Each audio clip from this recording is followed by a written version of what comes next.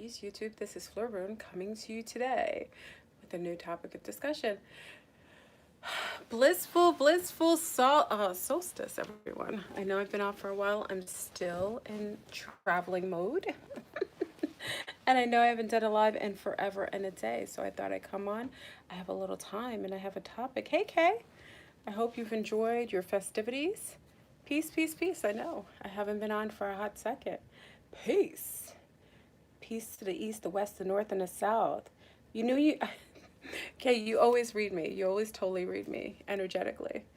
Peace. Peace, my loves. Yes. Aw, I missed you. Like, this is my third week in travel and it's been really tiring. A lot of drama filled at some point in my travels, so we can get into the conversation. Yes, no, I was in, first I started off in New York, and many of you know I went to the conference, New York conference in Harlem.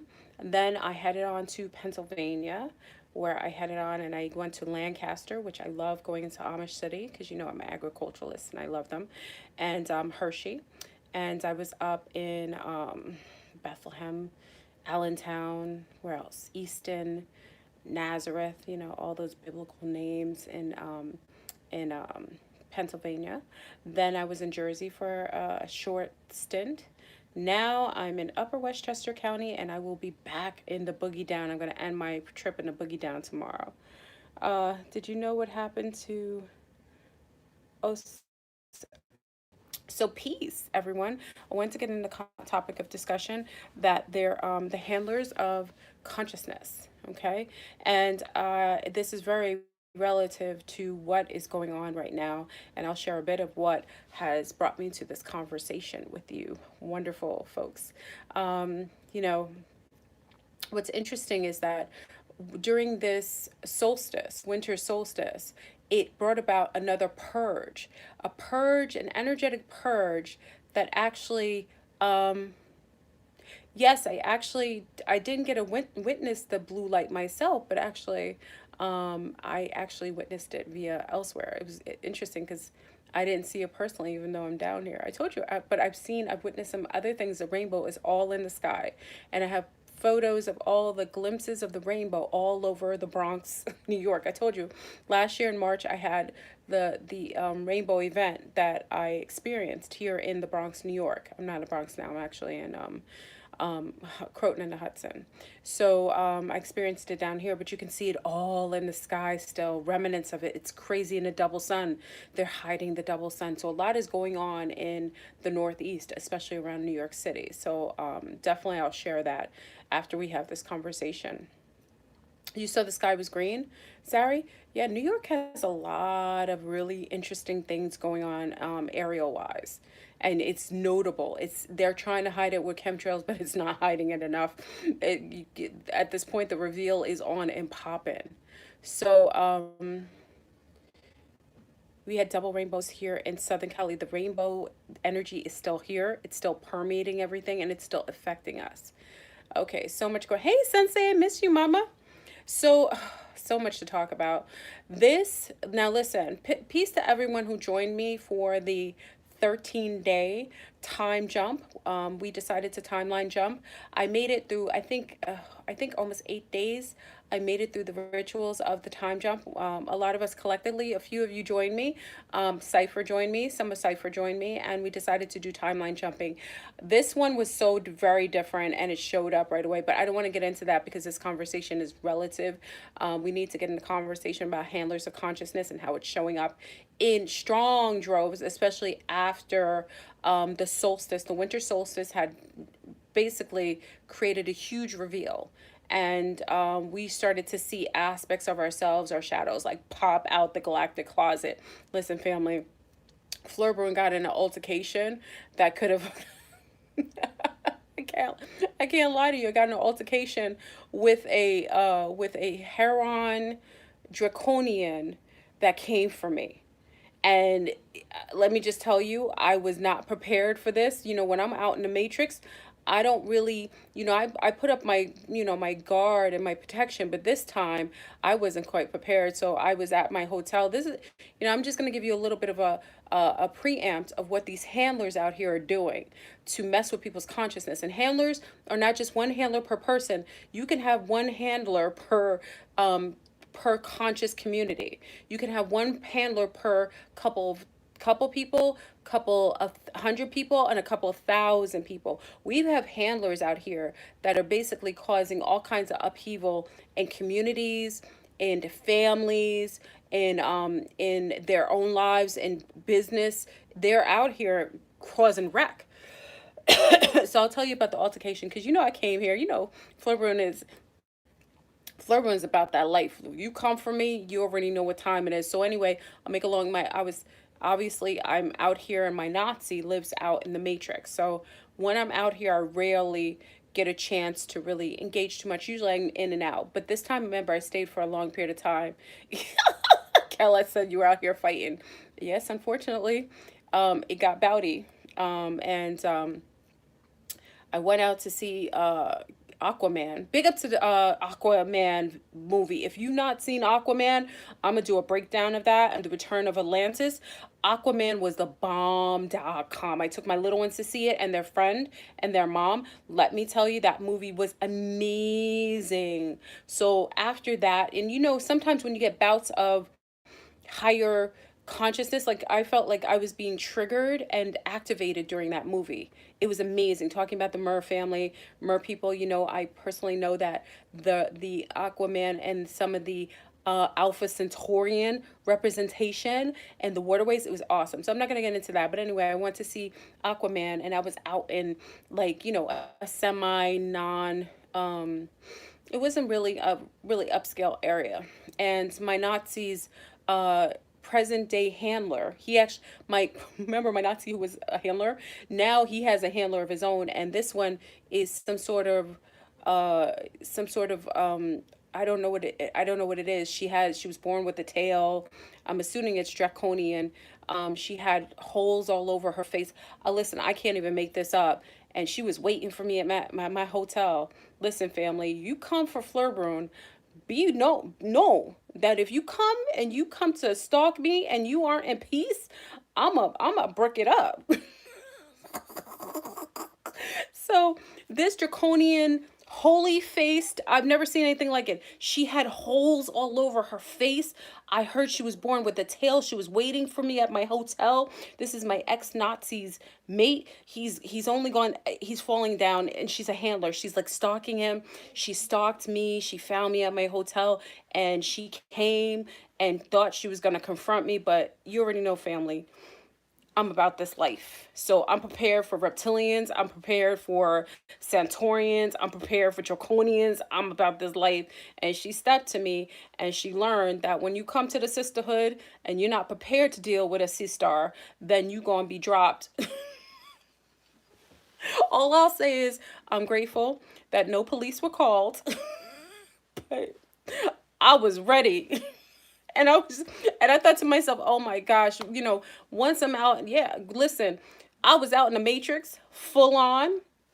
I'm always prepared. I'm not a physical person. Like, rarely do you ever see me, do anything that's harmful to anyone. But when, you come to attack me, and you're stalking me, and you think that you're going to meet innocent doe, I have to remind them I'm part of the Naga serpent Andromedan line, and I come prepared and ready to handle anything adverse. And unfortunately for this draconian, holy faced tail, I don't know what it was. I'm serious, family. I'm not joking. I'm not making fun of this being. But she came, and it was, listen, I already broke the code in the disillusion. But when I saw this and I looked at, I was in shock. And I'm thinking to myself, now they're coming out. Listen, they're coming out of the windworks, coming to my hotel. And like I said, once she came for me, she was dealt with, and unfortunately for her, she ended up having to probably pray for herself, or take care of herself after that, because you don't come for me, especially when I'm with my little ones. Anytime someone comes for a woman with her children, you already know what happens. So I survived that. I think I failed the test because I I actually failed the test. As far as when this happened last wait, let me see. It was right before, let's see, when was it was on Saturday, last Saturday, because I went to see Aquaman. It was last Saturday. Yeah. He said I started to take my jewelry off. No, I just caught off. But this is what I'm saying. This is a handler of my Nazi. So see what happens, family. I want to share the story with you because I keep it real. But what happens is that handlers are coming out of the droves, and they are really being affected by the energies because they don't have as much control over the people that they're handling. So when they don't have control, they start to show themselves like in obscene ways. Like they lose control, they lose their grip with reality. And like I said, this handler, who is the handler of my Nazi. Now imagine a handler of the Nazi. That's why it's not shocking that this is some sort of draconian. And she didn't realize you don't mess with one from the Nega serpent line. We don't play that kind of party. You've been on the planet and you're not naturally from here. I'm from here. Let me stop making jokes. Yeah, anyway, family, I share that because I want you to all be prepared, because the solstice, when the solstice came in, and also it was a full moon in Cancer. I think it was a full moon in Cancer. And with those energies brought a lot of emotional it was like emotional overhaul. So a lot of people were in their feelings. And I was in my feelings only when met. And other than that, once I was met, I defended myself, as I always will, and I kept it moving. And if any other party had an issue with that, they should know you don't come for the divine, for the divine. But also with the full moon, a lot of people were meeting a lot of adversity or purging, and I want to talk about yeah, that nigga serpent bloodline. Listen, if any of you think you're gonna step to the nigga or an Andromedan, you're gonna be met, because the sisterhood is online. So if you are not in the alignment of the divine feminine, and you are going to try to do things that normally you would have gotten away in previous cycle, you will be sadly mistaken, and you will walk away licking your wounds. That's all I have to say. And that's not a threat, that's a promise. So when you come for someone, know that universal law allows for one to defend themselves. And if you think it's anything other than that, then see the consequence for coming from one of my sisters. So, booyah. Anyway, so I noticed that there was a trend after the hey, Alona. Is that Alona?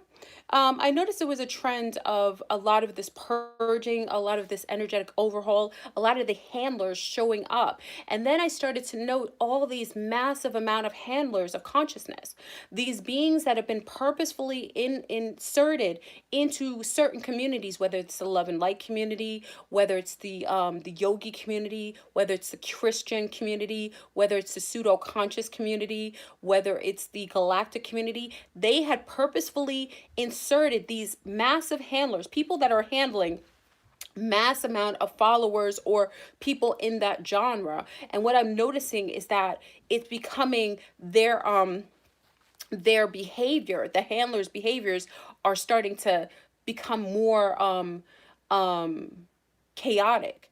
Whereas normally the handlers used to be too cool for school. Handlers used to chill out and just do everything masterfully, or, kind of stay under the radar. Now the handlers are starting to show their face, starting to show up, because remember, the energies aren't in support of domination or suppression or prejudice or bias. It's going into the arena of unity consciousness. And if you're suffering from any of these forms of Stockholm syndrome or forms of prejudice or bias, everything inside yourself will pummel and start to show up in the environment outside of yourself. And with that being said, with the handlers, because they were so used to diabolically controlling people without people's knowledge, without within their subconscious mind. Now, because of the mass awakening of everyone, the handlers are starting to lose their grip on reality. Hold on, someone asked me a question. Hold on.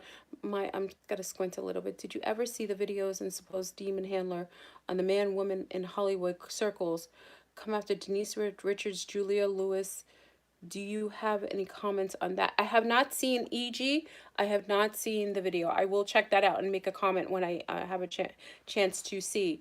And CIA declassified document from 1995 talking about the non-illuminated 13 bloodlines and how they're under demonic. Absolutely. So a lot of the handlers, and I will say this, thank you, Sensei, a lot of the handlers are under demonic or draconian control.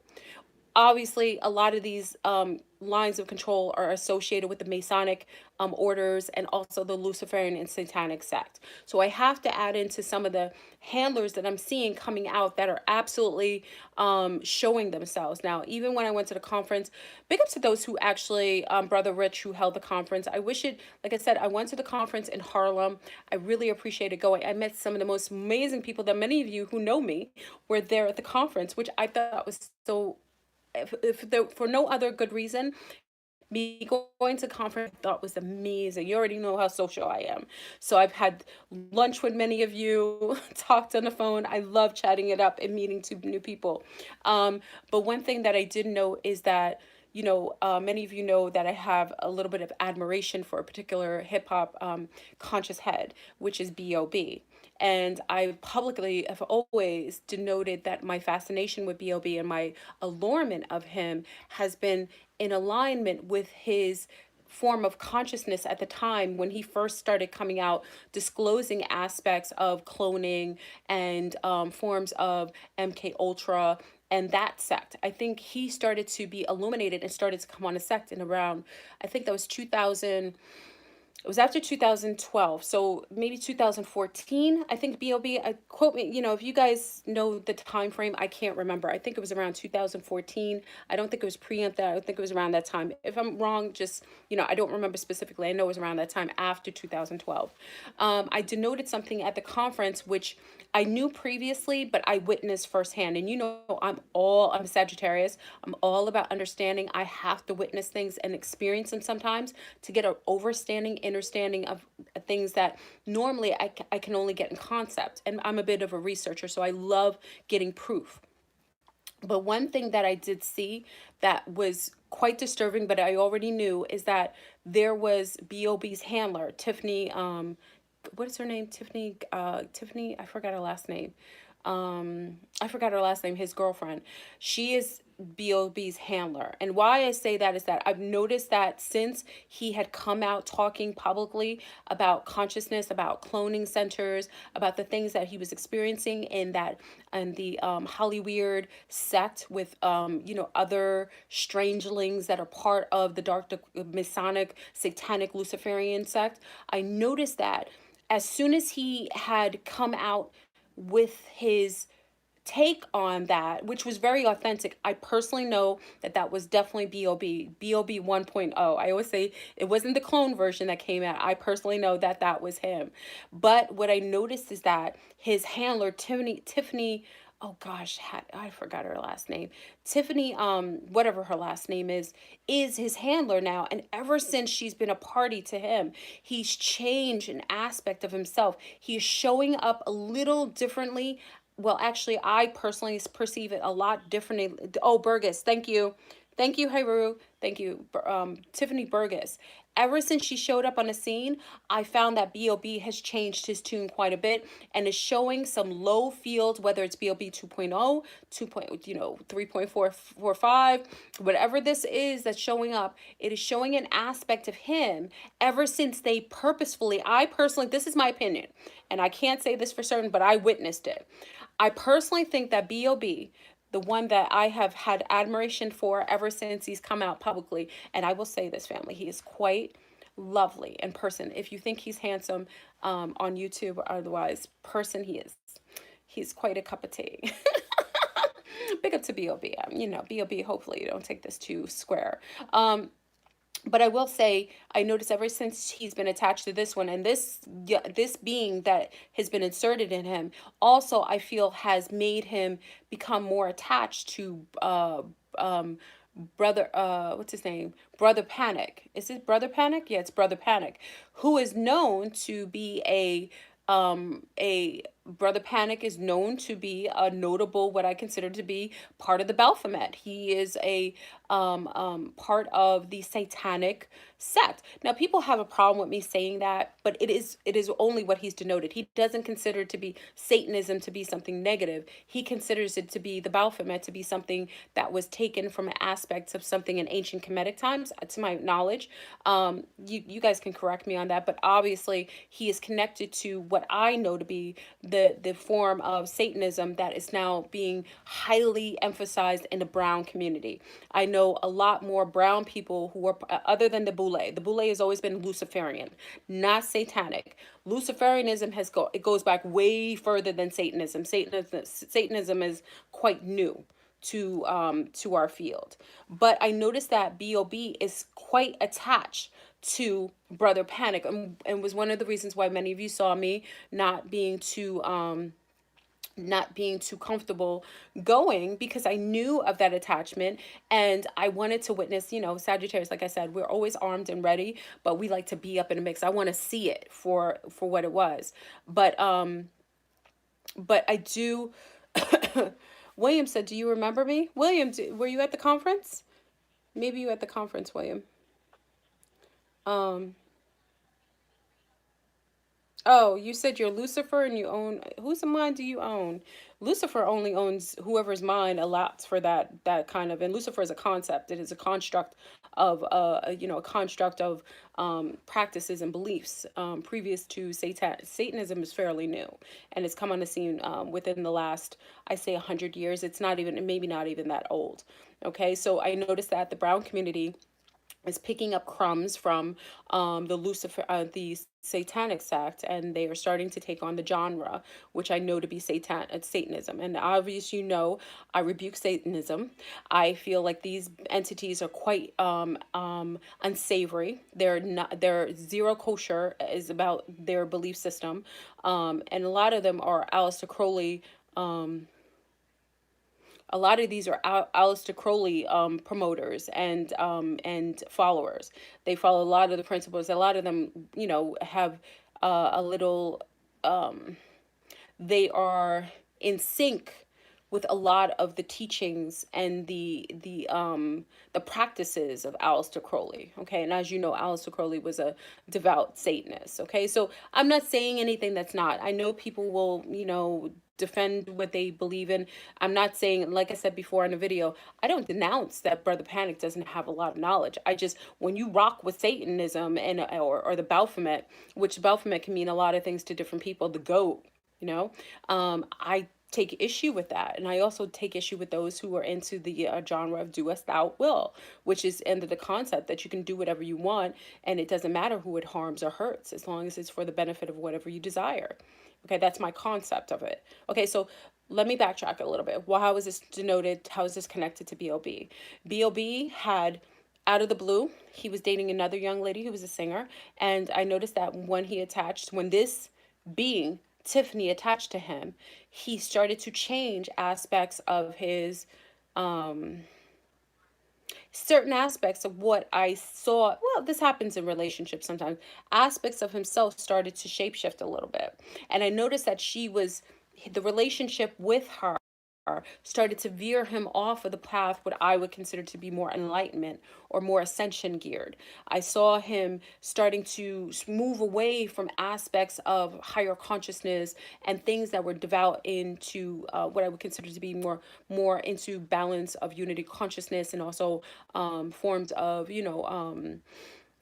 divinity. Let's just say that. That's my opinion, okay? And once I got a chance to witness it, because again, I like to be in it to win it, I saw it firsthand. I thought it previous to the conference.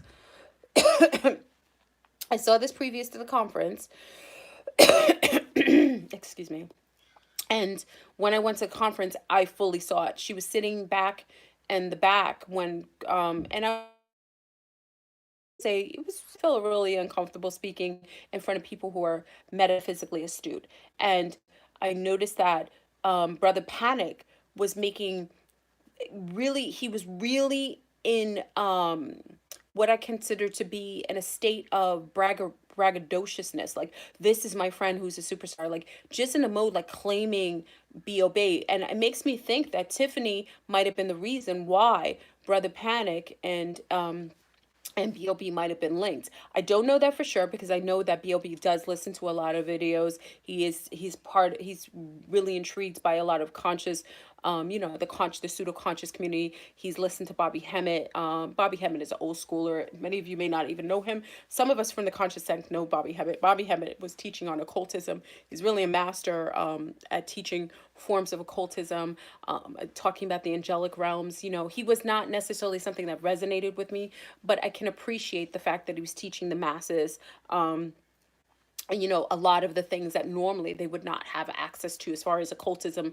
in a way that would be more cookie cutter for some of the populace that was not really not from that realm, because occultism is occultism, it means hidden. But for a lot of brown people who are coming out of Christianity, a lot of them were a little nervous going into a sect with forms of healthy practices and metaphysical practices. But I think Bobby Hemmett made it a little more accessible, and he was able to really bring that genre, metaphysics and occultism, to the forefront of the brown community, who had been who for the most part have had a level of tabooism with that sect. Okay, so I understand that, and I appreciate that that's something he did. He didn't resonate with me like Brother Panic does not resonate with me, but as you see, brother Bobby Hemmett and his two, and Brother Panic was under the tutelage of Bobby Hemmett. So obviously, if I'm not a cup of tea with one, the genre or the frequency would be an overlay on the second part of it, which is Brother Panic. And now Brother Panic has attached himself like a parasite, like a vampire, to Bob. And I've noticed since he's been assigned a handler, probably on both ends, with this Tiffany character and this Bobby Hemmett, that his take on things has changed. And also I see a little more advocacy and drug use to be able to go to other realms of consciousness. I just heard them at the conference, bragging about taking mushrooms and doing what is it what is that other thing they take, what's that stuff they take, um I forgot what they take, oh, what is that stuff they take, um I forgot. Many of you know what it is. It's like a DMT. Thank you, love. Thank you, Monique. Thank you, DMT. So they were bragging about it at the conference, saying that they're taking mushrooms and so on. And my personal take is, if you require drugs or DMT, I'm not saying you shouldn't. People do it. Ayahuasca. If you require that to get, whenever I talk about certain things, it's interesting. No, I'm not at home. So, um, and I'm not criticizing anybody who's done DMT, because I know plenty of people who've done DMT and ayahuasca and have done those things under the tutelage of some of the shamans. But I personally, this is the way I recognize higher consciousness, is that if you are in alignment with the frequency that allows for the intel of those higher realms of vibration, then it is it isn't necessary to take anything outside of yourself to reach that form of nirvana, that form of that form of that form of enlightenment. Okay, that's all I'm saying. So for those who do it and experience things, I think it's masterful. I think, but it's a cheat sheet.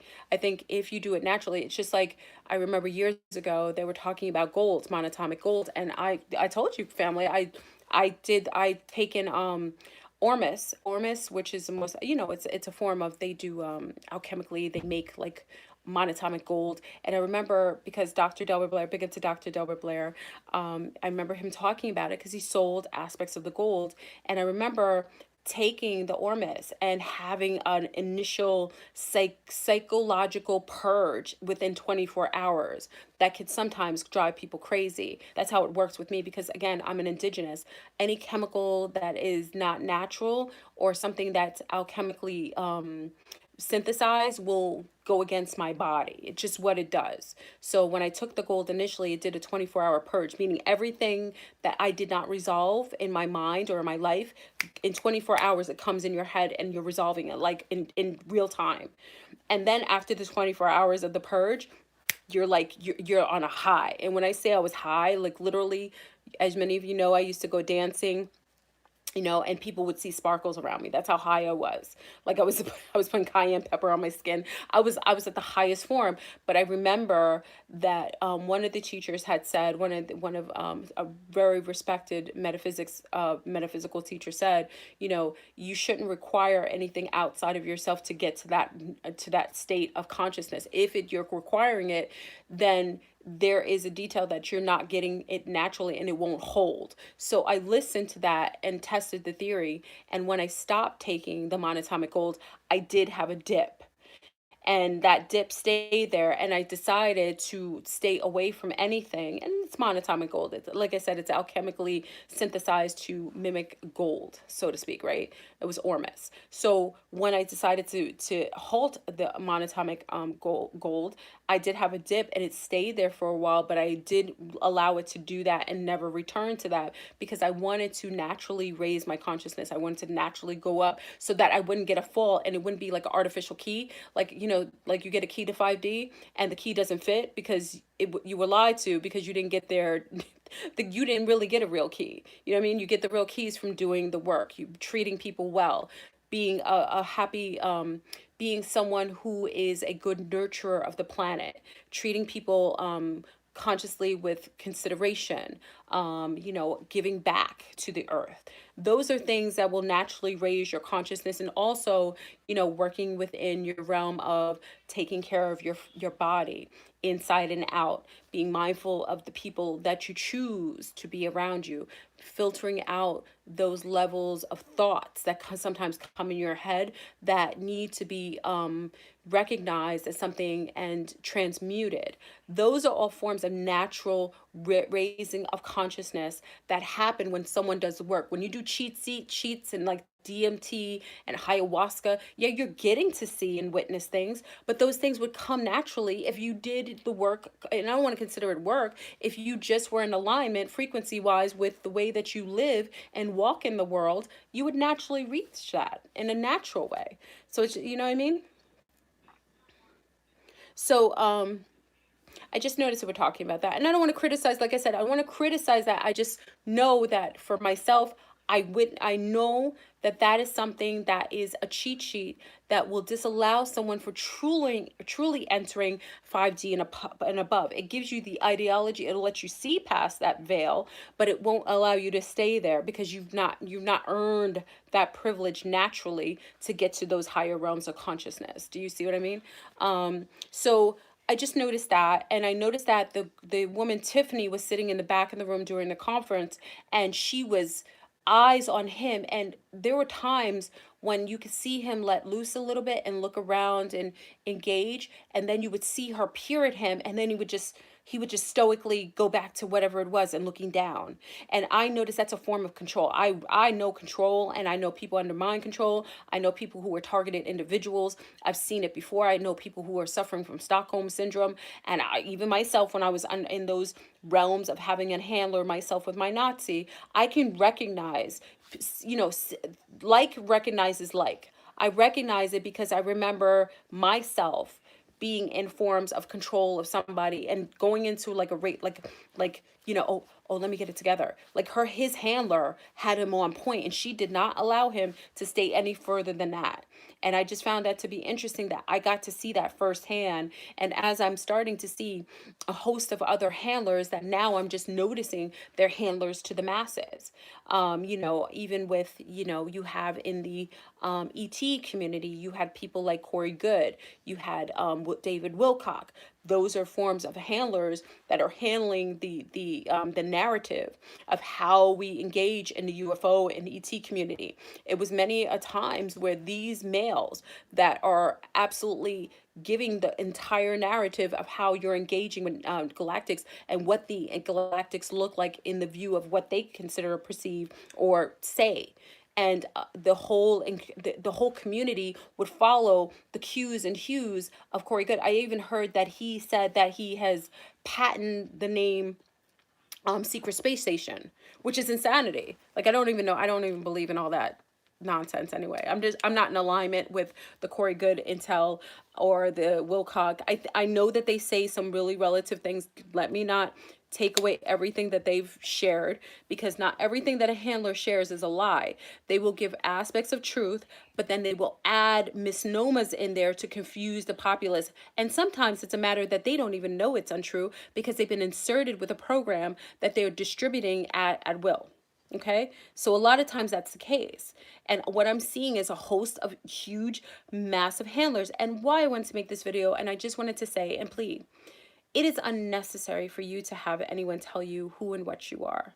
You will find that out at your own pace and at your own level when it's time for you to do so. Not even with myself. I tell you all the time, don't put me in a pedestal. I'll fail you. Listen, I was broke up last Saturday with a draconian. She came for me and she got taught a lesson. Don't come for me and don't threaten me and my cubs, because I will take you out. So she tested me. So I'm very human in that way. So don't ever put me on a pedestal, because at the end of the day, I will fail you. But I will say to you, all I share with you, or anyone shares with you, you always vet it out.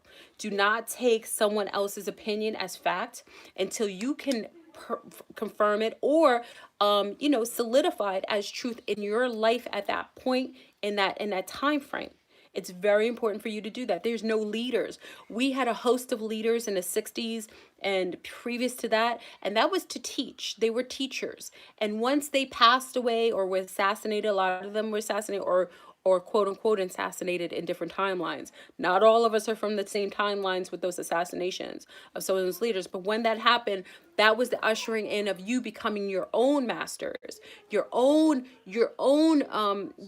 credible teachers. You're to field out your own information, and it's okay that you get it from different sources, but make sure that you are not following someone else's debaucherous, programmed, televised form of consciousness based on something that's being inserted in them to be influencing you to make you move in a way that benefits the dark Kabbalists, the Satanists, the Luciferians, the Masonics that are sitting here controlling the puppeteering of everyone and the ebbs and flows. You must be mindful. You don't need leaders.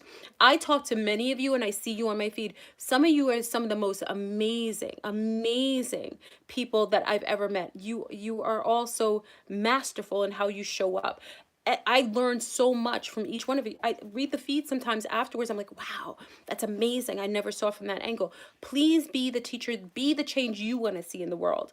These handlers are inserted here. Listen, and you think that you think that the government has nicely let some of these people have platforms, and none of these platforms are ever disturbed. None of these platforms are ever, there aren't any attempted assassinations. You know why? Because they are complicit and complacent in that information, because it is inserted. They were the ones who created these entities. A lot of these people don't even have backgrounds. We can't even confirm where they came from. We have in a pseudo-conscious community, you have people like Brother Polite, which is somebody who doesn't have any background, also was in prison and came out. Who knows where he came from? Another one was Nature Not. He came out of the breaks of Atlanta. We don't know who this being is. There's nobody to assert who they were previously. There's no family members to assert that they were who they say they are. Be careful with that. And as far as the wait, let me see. What did you say? I'm sorry, I can't read. What did you say? FleurBrun, do you think Bobby is a spy? Bobby Hemmett? No, I don't think Bobby Hemmett is a spy. Yeah, I don't think Bobby Hemmett's a spy. No, I think he was a man who's very knowledgeable in a cult. I really do. I think he's learned a lot. I think he teaches a lot. I'm not saying everything he teaches is real or really necessarily credible. I think, but he's done a lot of the research and work. I think he should be respected for that aspect. But don't take everything at face value. Like I said, there's certain things that I will learn today that won't be credible tomorrow, and I'm okay to shift my form of of receptivity to information based on how it sits in my consciousness and how I vetted it out. Okay, a lot of times we have to be mindful of that. So know that when handlers come around, now for you, those of you who have personal handlers, those have been inserted from usually, sometimes these are inserted into your world by demonics who are attaching agents in your family dynamics or in your personal life or in your jobs to keep you consistently confused or totally sidebarred, so that you aren't able to get past your level of consciousness because you're always distracted. These beings, the personal handlers, are the ones that are actually doing really a lot of dirt personally in a lot of people's lives. And I wanted to share the one with my Nazi and his attached draconian tailed holy face beast that came for me. I mean, listen, family, I don't come to I don't come into the matrix very often, but they were waiting for me. And now I understand that because you have these entities out here, we have to be really mindful because they're stepping up the ante. For someone to be that bold to stalk me for hours in a car, waiting for me in a hotel to try to confront me and to try to start some ish, that tells you how wonderful a job I must be doing for the ante to be up to the point where they're getting so desperate to do something like that. But it also denotes that we have to be more mindful of people, places, and things. I should not have been there. I did it to just be close to an area which I knew previously, and I knew that, I stayed, many of you know, I stayed in a room that was 111. So it's a form of awakening. So actually the lesson was learned. I learned to follow my first mind, which Dr. Delbert Blair told me I should have not stayed in that room, because the number of the room was 111, and that was where the occurrence happened. And as soon as I knew that happened and the altercation happened, don't you know, I checked out of that hotel room immediately, because I knew that there was going to be a level of things showing up to obviously to show me aspects, that things that need to be resolved, and also to denote that I need to follow my own first mind and not fall into previous patterns of complicity and complacency, allowing others to control the narrative in my life. It's very important. I come in peace. Sea Star. Hey, God Eye.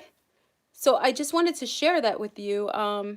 You have to be mindful that just be mindful of the handlers in your life. And how do you know? Many of you ask me, who is a handler in your life? Who are these entities? Are these really governmental agents? Sometimes they are and sometimes they aren't. Sometimes they are just smiths that are purposefully placed into your midst, like props, to sidebar you, to distract you, to keep you perpetually confused or so agitated that you are unable to get past the level of frustration to raise your consciousness or to think about your health or to do positive things for yourself or your family. You have to be careful, because right now, family, we had that full moon in Cancer, which was an emotional drudgery.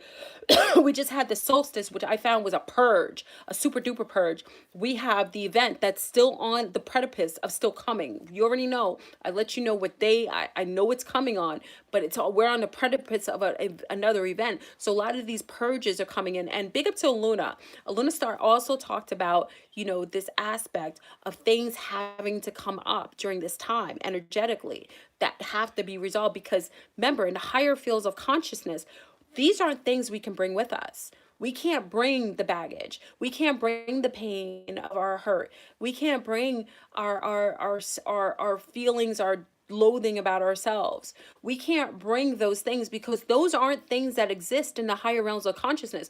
Those aren't dispositions that exist in 5D and above. We have to really resolve them, and it's hard. And listen, family, last Saturday, um, I got a, that's why I tell you I'm not above things happening in physical ways that need to teach me aspects of things that I have to resolve. Because now with the Nazi is on X-May. He is no longer accessible to me because he was not considerate enough to make sure that his handler slash draconian holy, she looked like someone on heroin. I didn't even know people did heroin anymore. She looked like someone on heroin. She was slurring her words like a demon. I mean, this was like out of Halloween Horrors. I've never seen anything like this in my life. I thought I was being punked.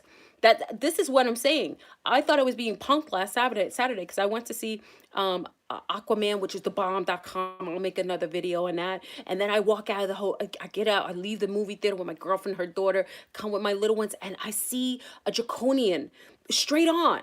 Like her face, everything. She did. Maybe it's because I already know the decloaking, that's another thing. Because I looked at the Nazi. I was like, how could you have this out here? Because he was in shock. He didn't know this being was out there. He had to find out that she was out there waiting for me on his own.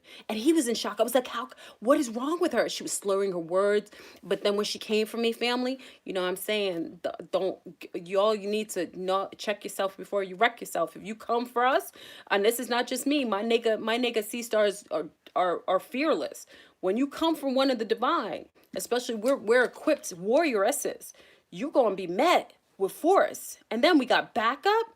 Come on now. She like I said, this is the Matrix, and this is a handler who went out of control because they couldn't control the Nazi, so they came for me, and they had to learn that wasn't the route they should have taken. But I was upset. I don't want to make it seem like it was all good in the hood. I was really livid. Like I blacked out a little bit. Yeah. I blacked out a little bit and had to let them know that when you threaten me and stalk me, you'll be met with some force. And I lost myself. That's what I'm saying. I didn't really win that battle as far as I won it on a physical level because I'm just that type of person. I'm a warrioress. But I felt like I did not pass my test because I lost an aspect of myself in getting into warrioress mode and defense mode and addressing someone who I felt was a threat to me. You know what I mean? So I feel like in that aspect, the handler might have won that round as far as that, because when you trigger someone to that point, when they black out, it's a level that I felt like I should have been above that. But when my cubs are around and you come from my family and my family's around, you're gonna be met with that and more. Like I'll take out a whole town if you come for me and my cubs. And I call them cubs because that's what they are to me. Anything that threatens my homeostasis, myself or my children, you already know what that's coming, and I will take myself out just taking care of my offspring. I'm just saying, she had to learn something really quick. And I'm sure this draconian hybrid of some sort. I've never seen a draconian come for me like this. This was some sort of rogue one. She said she claims she's a reptilian. Listen to me, family. You think I'm about this being. I don't want to call her lady. She already claimed to be a reptilian. I can't make this up. She said she was a reptilian. She said, oh, I'm a reptilian. I know you are because I saw you, and you're not even shapeshifting. You look like what I denote some of you beings looking like. It's really quite sad. What did she do? Oh, she stalked me after a movie theater, and she came out to come for me, and she was met with consequence of threatening someone with her children. Okay, so again, I feel like to a certain degree we have to be careful, and I want to give you guys this confidence. I want to share that with you because I want you to see that they're testing us also. And with the solstice coming on was a test. I was staying in a room that was a 111, so it was a hyper awakening. Okay, so I knew when I was in that room that I knew it. I think I even told my girlfriend, I said, I'm in 111, something's about to pop off, meaning hyper awareness was going to come online. And it did. But as soon as it did, I was like, okay, it's time to check out. Because you don't want to go to jail for something like this. You know what I mean? Things like that. The Smiths will come for you, family, and you have to be really, really clever because the Smiths are going to try to tie you up. They're going to try to, right now, they have fly traps. I mean, not fly traps. They have webs set up for the enlightened ones. They're trying to make sure that you don't make it to 5D. That test was mine on Saturday, and I don't know that I passed it. I will review and take that consideration and do better next time. But I warn you, because if they're coming for me in that way, chances are many of you are experiencing the same things, and you have to be vigilant, and you have to make sure that you are your own leader. It is unnecessary to follow anyone.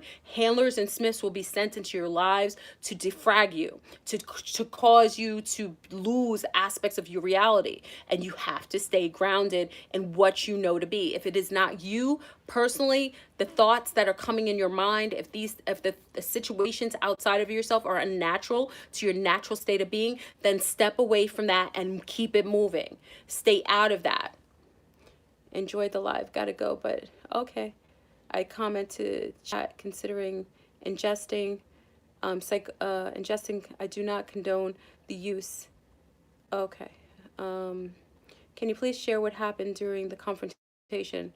Well, I gotta be careful because this slithery draconian likes to watch my videos. Apparently she's obsessed with me, and I don't know why, because she's with the Nazi. It's unnecessary to even, why are you watching me? I don't want your Nazi. I don't want him. I don't have any attraction for him. He's quite unwell. And for him to pick that type of being that looks like someone who's engaging in heroin, and I'm not making fun of people who are drug addicted, for someone who looks like that, who is actually looking like the reptilian that they're claiming they are, it details his lower consciousness and that he's fallen. He's fallen, to a state of, she probably hasn't been trained, but this is what happens. He deserves it because he's a Nazi and he was controlling and abusive. And because of that, he's gained karma of dealing with someone that's just as controlling and abusive and very obsessive. So I'm not upset at that because he's in the frequency of this type of being. The problem is when you insert someone, and I'm not super higher in caliber, but I'm astute in a certain level. When you insert me into there, I cause all kinds of glitches in that young lady's mind. And like I said, she was waiting for me outside my home, stalking me. I don't know. She must have been there for hours. And when she saw that I came out, she came to confront me. Confront me on what there's more to the story that I can't share. Obviously, I share most with you, but I got to leave some things for personal, there's certain things personally that are involved in this, but came to confront me. And when she did, she looked drug induced. She was slurring her words, which also let me think that there's demonics attached to her auric field. And then when she came to put her hands on me, you already know, that's all I'll say. I'm a thick girl. I'm well equipped. I danced for years. I'm about this life. I've dealt with reptilians, draconians. I see beings from other worlds, other planets. I'm part of the sisterhood of the nigga. I'm just saying. That's all I can say at this point. Just be mindful. And like I said, I think it's very well. It was, like I said, it threw me off. I didn't expect that. And usually I'm really in tune to. I knew now. Let me retract that. I did expect that because remember I said I was in a room 111. So I knew something was going to pop off.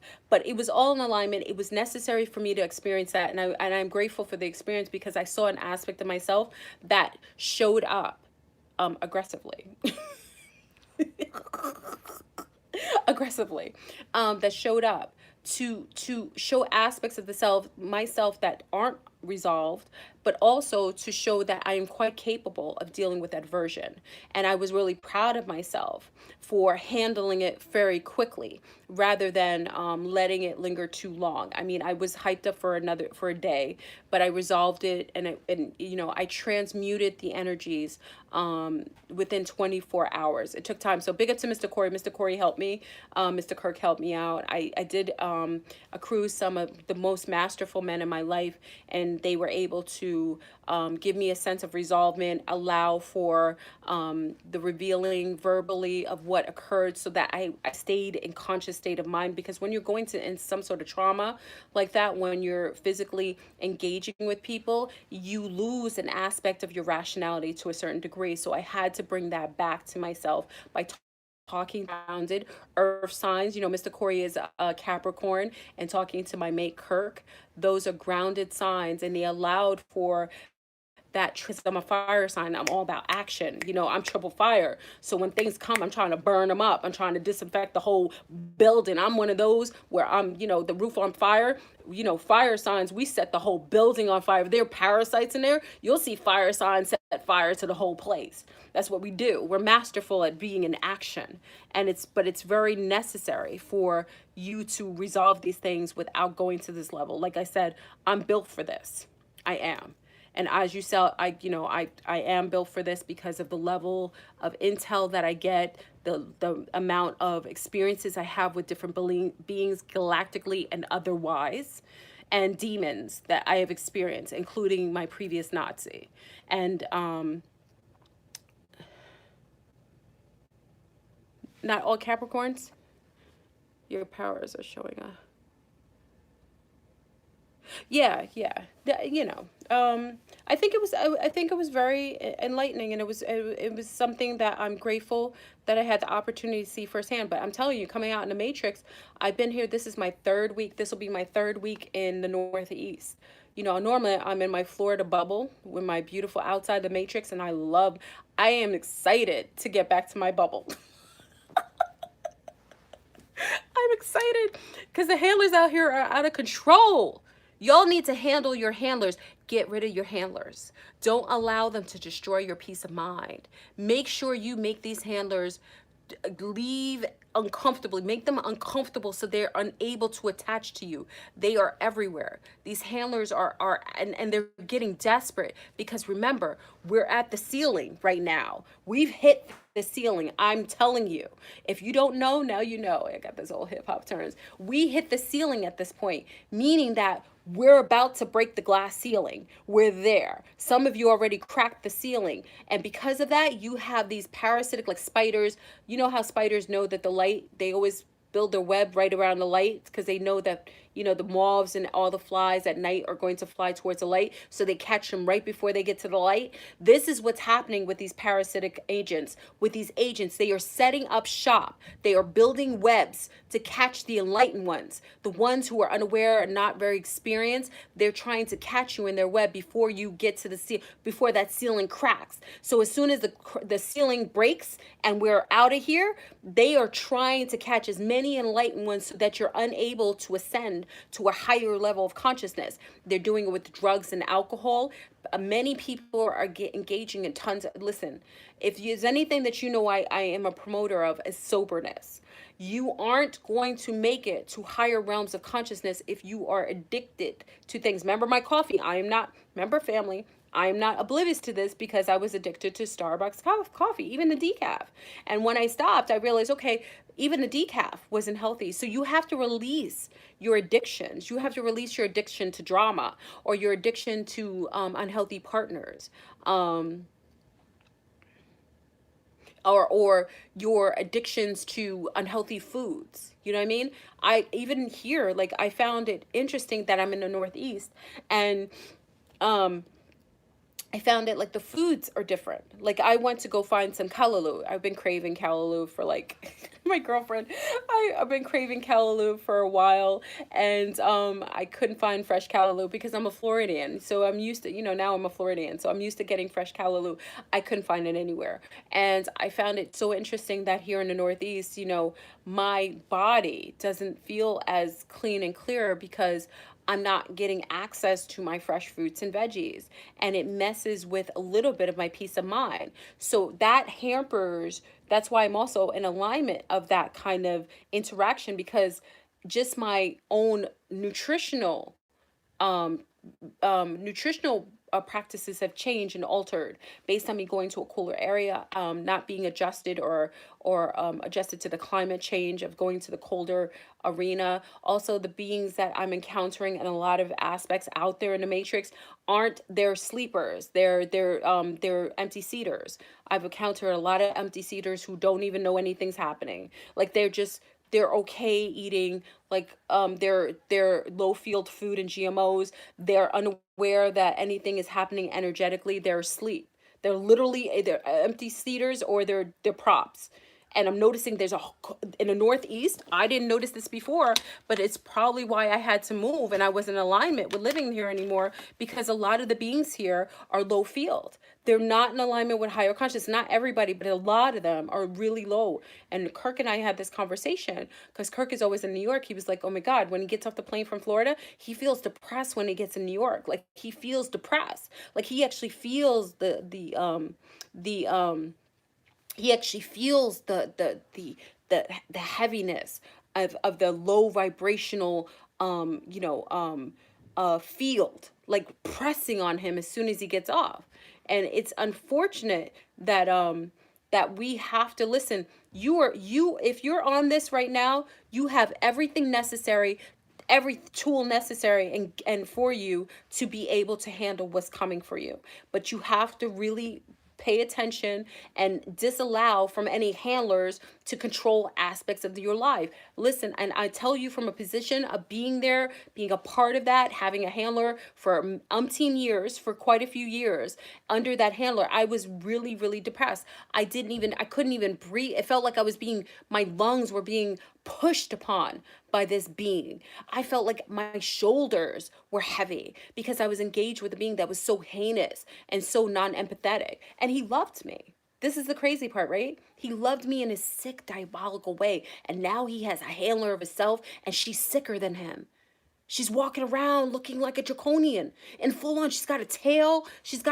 Listen, family, they're out here. Pay attention to who you're around.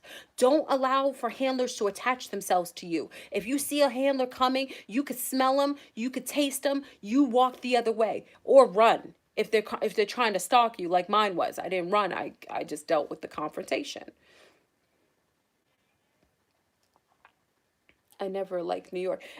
Listen, I grew up in New York my whole life. There was aspects of New York that I loved. Like again, I'm so excited because big up to Uptown Veg. Oh, Uptown Veg treated FleurBrun like a goddess. I love the food, the veggie food. There's a lot of great things in New York, but because it's very low vibrational right now, this is under, remember, New York City is under the draconian rule. This is one of the cities that's probably going to be taken out during the pole shift first, okay? So you're seeing a lot of people doing an exodus from New York, including my mate's family is moving from New York out of the blue. And it was weird because they had to be pushed to do it. Like the universe is moving people and exiting them out of this arena because this is where a lot of diabolical things goes on.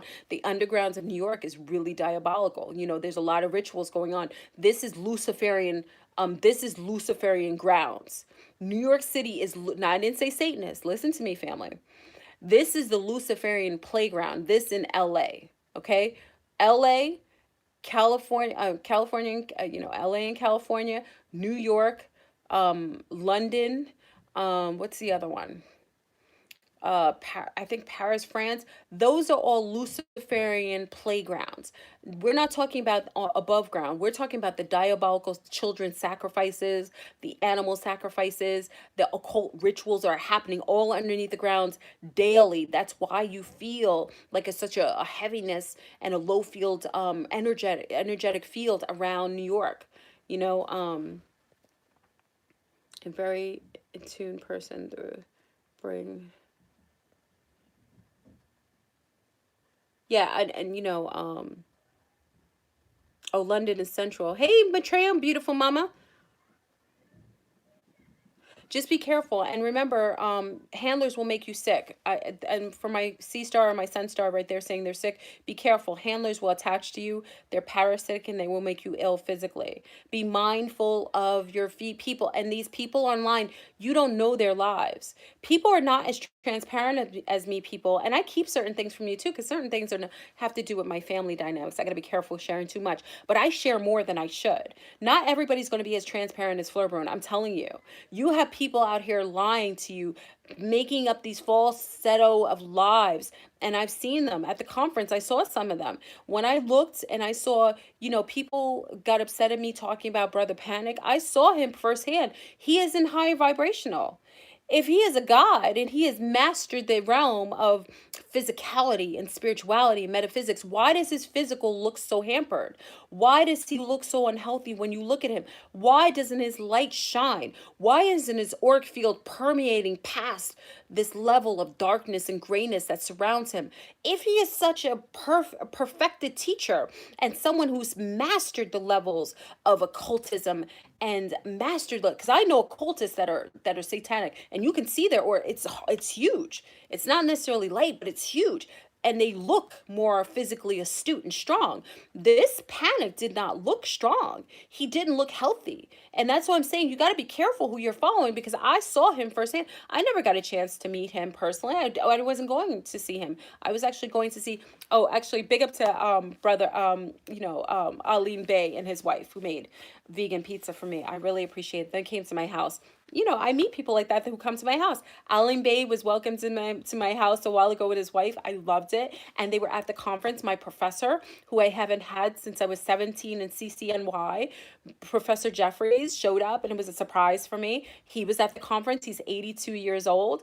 That was a treat for me. I mean, there were some wonderful people. So when I see my professor and he looks illuminated and he looks shiny and his auric field looks bright, and he's still, he's still got jokes cracking, he's still youthful. That's what I'm talking about, the energetic field being positive. But when I see beings that are faking the light and telling you that they know all this thing and don't worry about the messenger, just take the message, those are the ones you have to be careful about. Because when you see someone look unhealthy, listen, if you meet me and I look sickly and unhealthy, that's a detail of my consciousness, that's a detail of my frequency. If I'm looking that way, I'm not saying everyone sickly is mean spirited or negative. I'm just saying that's a level of not accomplished, because your physical body will manifest things that need to be resolved. When you're not resolving things consciously, it will show up in your physicality. It will. So when you're seeing someone who's saying that they're so illuminated, they know so much, they're so wisdom oriented, and then you look at them physically and they look sickly and they look unhealthy and they don't look like they eat good food and they look like the auric field is musty and decayed and has weird kind of patterns in their frequency, that's a denotion that that's who that being is. And that's why it's sometimes good for you to see these people in person. Don't souls always I'm in the I'm in the suburbs of Vegas. Don't come from US evil draconians. I'm not about this life. Those draconians are nasty. Yeah, there's narcissism. Narcissism is a form of low field, demonic possession. People think about demons as not being real. I don't really say demons are what you think they are. These are energetic. These are thought patterns that manifest into entities based on just thought. Negative thought forms that come into fruition, into existence. Right. So when you hold on. So sometimes if someone's suffering long periods of time from depression or from abuse or from drug addiction, normally they may not start off having demonics attached to them, but after time, the holes in their auric field will allow for things to attach to them, and those attachments will start to feed more negative thought forms in the ear, so it could feed off of their low field energy, feed off of their loathing, their sadness, their depression, their victimization, or their aggression. Okay, so a lot of times what happens is that over time these entities start to formulate based on being created from your own thought forms, your low field thought forms. So you got to be careful when you start seeing people who are in that victimization mode, because victimization mode is not being in self-awareness, because everything is relative. We are always responsible. We have free will here. We are always responsible for our own state of being. We knew what we were getting in when we incarnated here. Unless you're a clone or an empty seeder and you don't know about that, the only clones and other things don't have self-awareness like that. But most of us have that to a certain degree. And if you are unaware that your thoughts will manifest into physical physical restrictions or physical ailments to show you aspects of yourself that you are unable to resolve, mind and spirit, then that is something that you need to come online with. Do you think homosexuality has bad karma? No. I think your behavior has bad karma. There's no such thing as bad karma. Karma is just what you do. Okay, so I don't want to say bad or good. Karma is just what you do. What I do to you is my karma. Okay, so if I do something naughty or dishearten you or cause havoc in your life and your family, that's my karma. Okay, so I get a ricochet of that back. Okay, so the only people who are immune to that kind of karma are usually galactics or volunteers. Volunteers have immunity. They get a waiver of immunity when they come in here. So most times, people who are volunteers are immune and have a level of what is it, immunity. Yeah, they have immunity when it comes to karma for the most part, whatever you do. So no, someone being homosexual doesn't have bad karma. It if they're doing something debaucherous to another person, whether they're heterosexual or not, that's karma, good or bad, whatever it is. Okay, so someone's sexuality doesn't base that. I told you a lot of times people are asking about homosexuality, and I talked about this on Young Pharaoh's channel. Pick up to Young Pharaoh. I spoke to him on the show yesterday. Why someone shows up quote unquote liking the same sex has to do with a lot of different things. Alchemically, we have a lot of BP in the plastic bottles, which unfortunately I'm drinking while I'm here. The bottles have BP, which is an estrogen mimicker. You have soy and everything. Mothers were told, especially when I was, younger. I remember a lot of my mother's children, friends of mine who had children, little boys, were giving their boys soy as an alternative because the boys couldn't tolerate any other formula, and women weren't breastfeeding. I'm a breastfeeding advocate. I come from that, but women weren't breastfeeding, so they were giving their little boys soy, and there's soy in every food. All your candy bars, Hershey. I just came from Hershey, the chocolate factory, with my little ones for a little day trip, a night trip, and there's soy in all the chocolate. There's soy in everything, and that is an estrogen mimicker. And if you know, I've worked in research. I worked in a laboratory for years. That's what I did. I was a geneticist, and I watched when frogs, male frogs, started to change over into females. Why did they start to change into females? Because the landfills were filled with plastic bottles that were leaching into the soil and affecting. Most amphibians are highly sensitive to chemicals in the soil because they're always burrowed in the soil. The frogs started to say change sexual disposition, and then all of a sudden, when they started acting more female, the frogs, then they started to mate with other males, and then they started to actually change into females, and then they started to lay eggs. The amphibians are the pre-marker of why you see a heightened amount of same sexuality things. But it's all relative, because a lot of times, as above, so below, as inside, so without. That can't happen if karmically these people were from bodies that they accepted. So remember, many people who are gay, who are overtly acting, and I always say gay because not all gay people act like the sex that they're not. Like, not all gay men are feminine.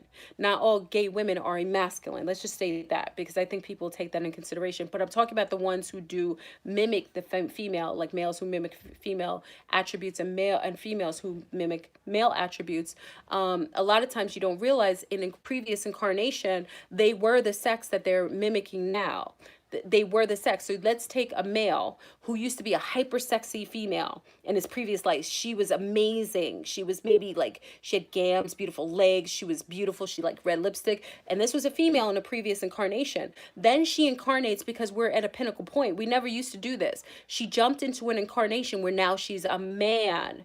Okay, listen, this female who was a hyper female jumped in incarnation because she had to make it during this time. She jumped into a male's incarnation, and she's not able to resolve her physical body with her same feeling that she still has the residue from a previous incarnation. So yes, it's everything. It's the estrogen that's being in all the BPA and everything, and it's also incarnations of people jumping into bodies where they're now in a genre that they're not comfortable with because they hadn't had lifetimes to kind of resolve it. They're getting into this life because they want to quickly go into the ascension process. So, you got to be careful judging people into homosexuality, because that could happen for a number of reasons. And it could happen also from being traumatized from a child or molested by same sex.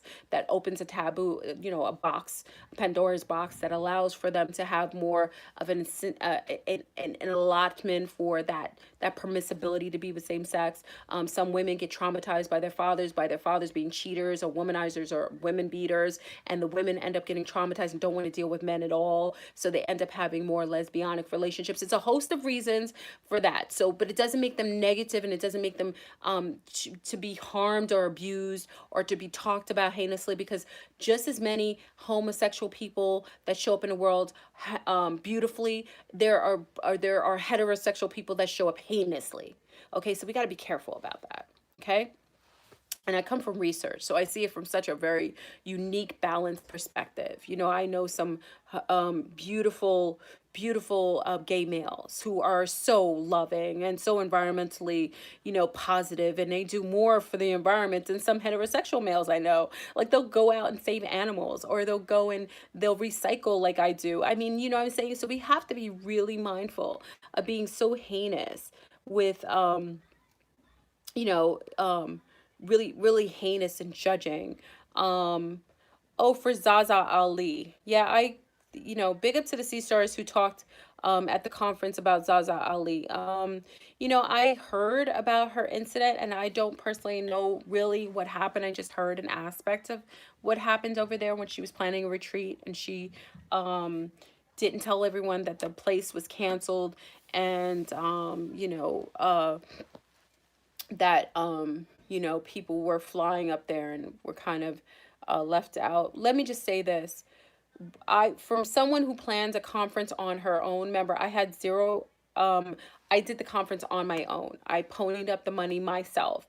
And this is how I see it. And I can only see from my own perspective. And now I know what that is because I've never done it before. I used to have parties and I used to host things myself for personal reasons, but I had never done anything that was on a bigger scale other than my conference for the first time. And I will say this, I would have suggested to Ali, if I couldn't afford to do it myself with my own money. Listen to me, family. This is my opinion. I think what happened is there was. I don't think she knew how much things were going to come together, and maybe she didn't have the money and time to book the place. But this is why I personally wouldn't have had the conference if I couldn't afford it. I put everything money before anyone paid for a ticket. I ponied up all the money for the conference myself. So if I couldn't do that, I wouldn't hold anything. So I think a lot of times when people have these functions, they bank on getting the ticket money first to secure these places, or secure, maybe she had a beautiful resort or whatever, but she didn't secure the money quick enough, or the tickets didn't sell quick enough. I don't think she had enough money for it. This is my personal opinion, just by doing it myself. So I think, if you're going to have big events, if you don't have the money to do it yourself, please don't do it, because you'll put yourself in a vicarious situation. This is what I think happened to her. I think it wasn't anything diabolical. I think she wanted to do this retreat. I don't know her personally. There's a little agent frequency on her, but I don't really mess with Ali like that. Zaza like that. But because she was down with another agent, so it's a little smelling of an agent on her. But I personally just think that she overshot where she was supposed to do it, and she couldn't afford to pay for the place, and she didn't have the money and time. And the only thing that I think, if she did this, because I don't know, I think that she should have told people in time, because many people were going to fly out to this wonderful event to meet each other, and people plan, like, for my, remember, I didn't tell you where my event was until I paid for my castle. When I paid for the castle cash, that's when I put it out. If I could not pay for the place I had my conference, I paid for everything out of pocket right away, and then I posted the tickets, because if I could not book the place first, remember, many of you were asking, when are we doing the conference, when are you doing? I said, I can't sell tickets for something I haven't secured yet. When I paid for it, I secured it, then I sold tickets. But other than that, I wouldn't do something that I didn't secure. And I think that's what I personally just think that's what happened. Okay. Yeah, that's all. So I don't know too much more about that, so I don't want to speak too much on that. As far as I know, yeah, her attitude was wrong. I don't know, Robin, was it? Yeah, I didn't follow. I didn't really, I don't really, like I said, she comes from a sect of, a couple people who I know to be agents. So I don't really mess with her. She's got some good intel. I I used to hear some of the lectures she did. Some of it resonated, some of it didn't. So I don't really mess with her like that. So when I heard about it, it's just, like I said, whatever you, karma is what you do. That's all it is. Karma is what you do. If you're not upfront with people, if you're taking people's money and don't have things secured, then there will be a consequence of it. I make sure I only do fair exchange. You know. Do you have any experience with nega? Sorry, nega beings? Of course. Any nega? Of course. Yes, of course. Absolutely. Absolutely. I'm under the sect of Negas and Andromedans. Remember, they're cousins. Remember that. I am created by the Andromedans, meaning I was seeded by them, but I am kin to the Nega. So the Nega and the sisterhood, I am in sync with.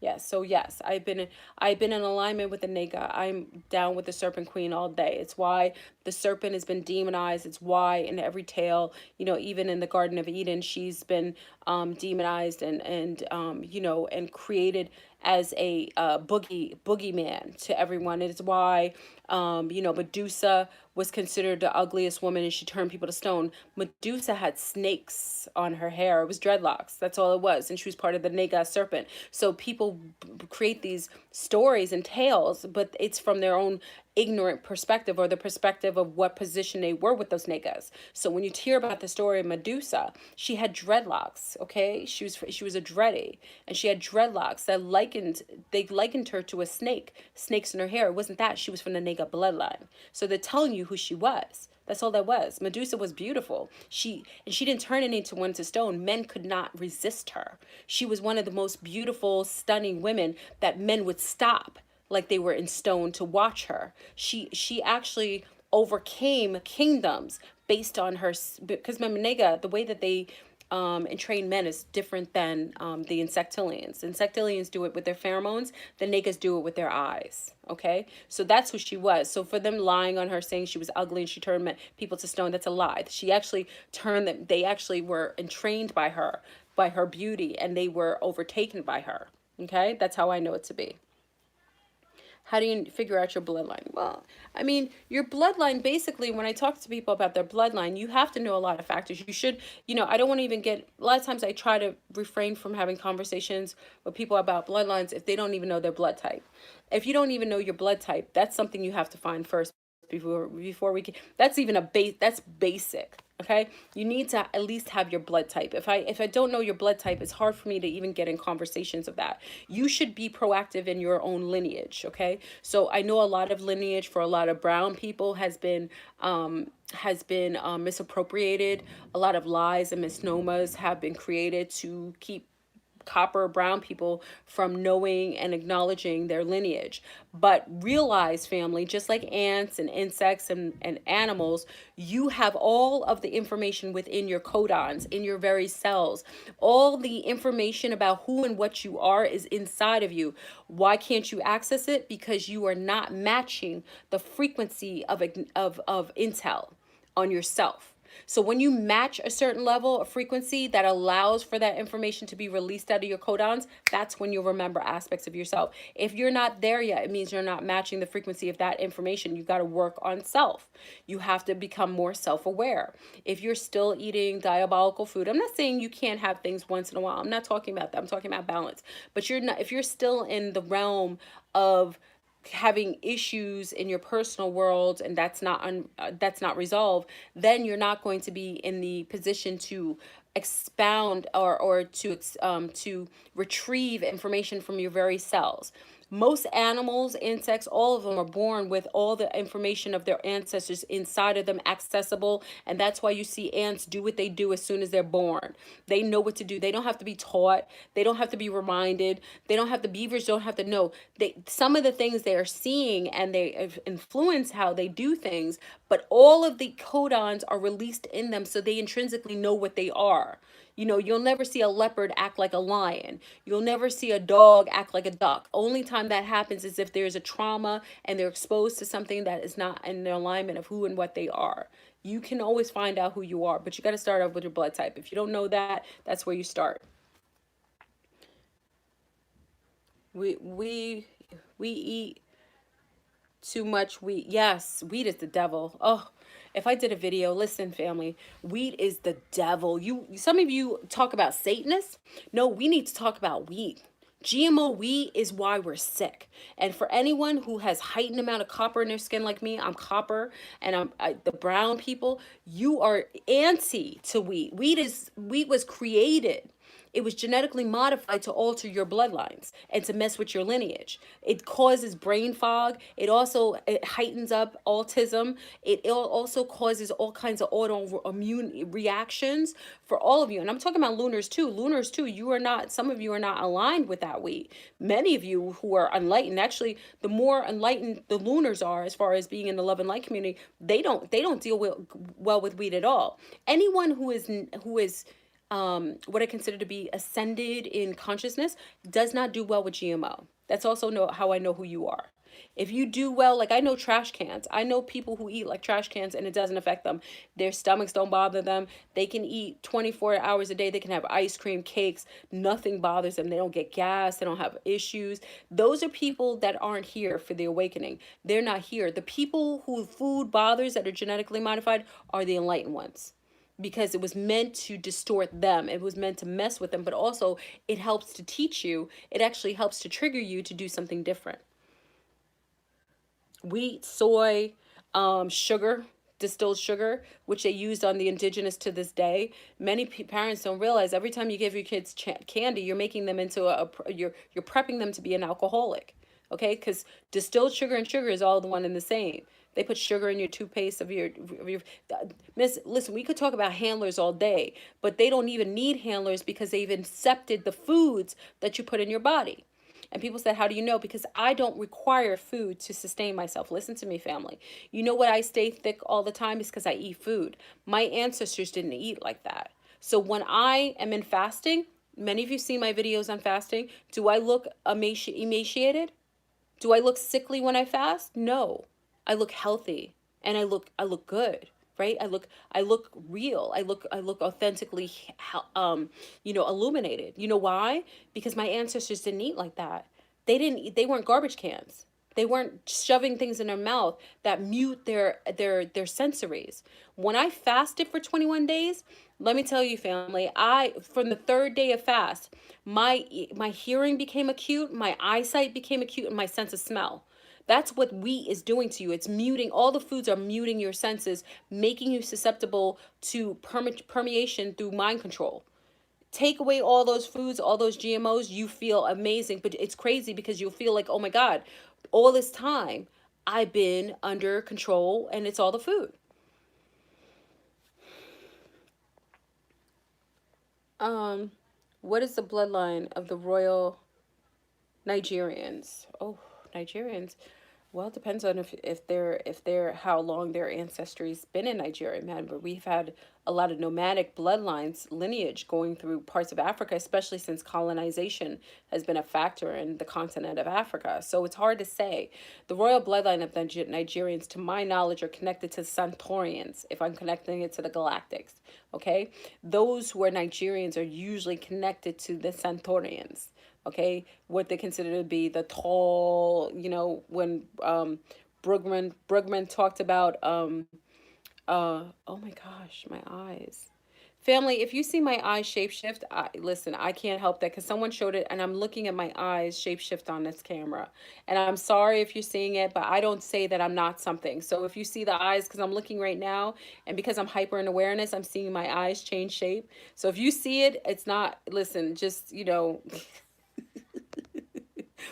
just accept what it is. I don't tell you that I'm not something, but when I see it, it is what it is.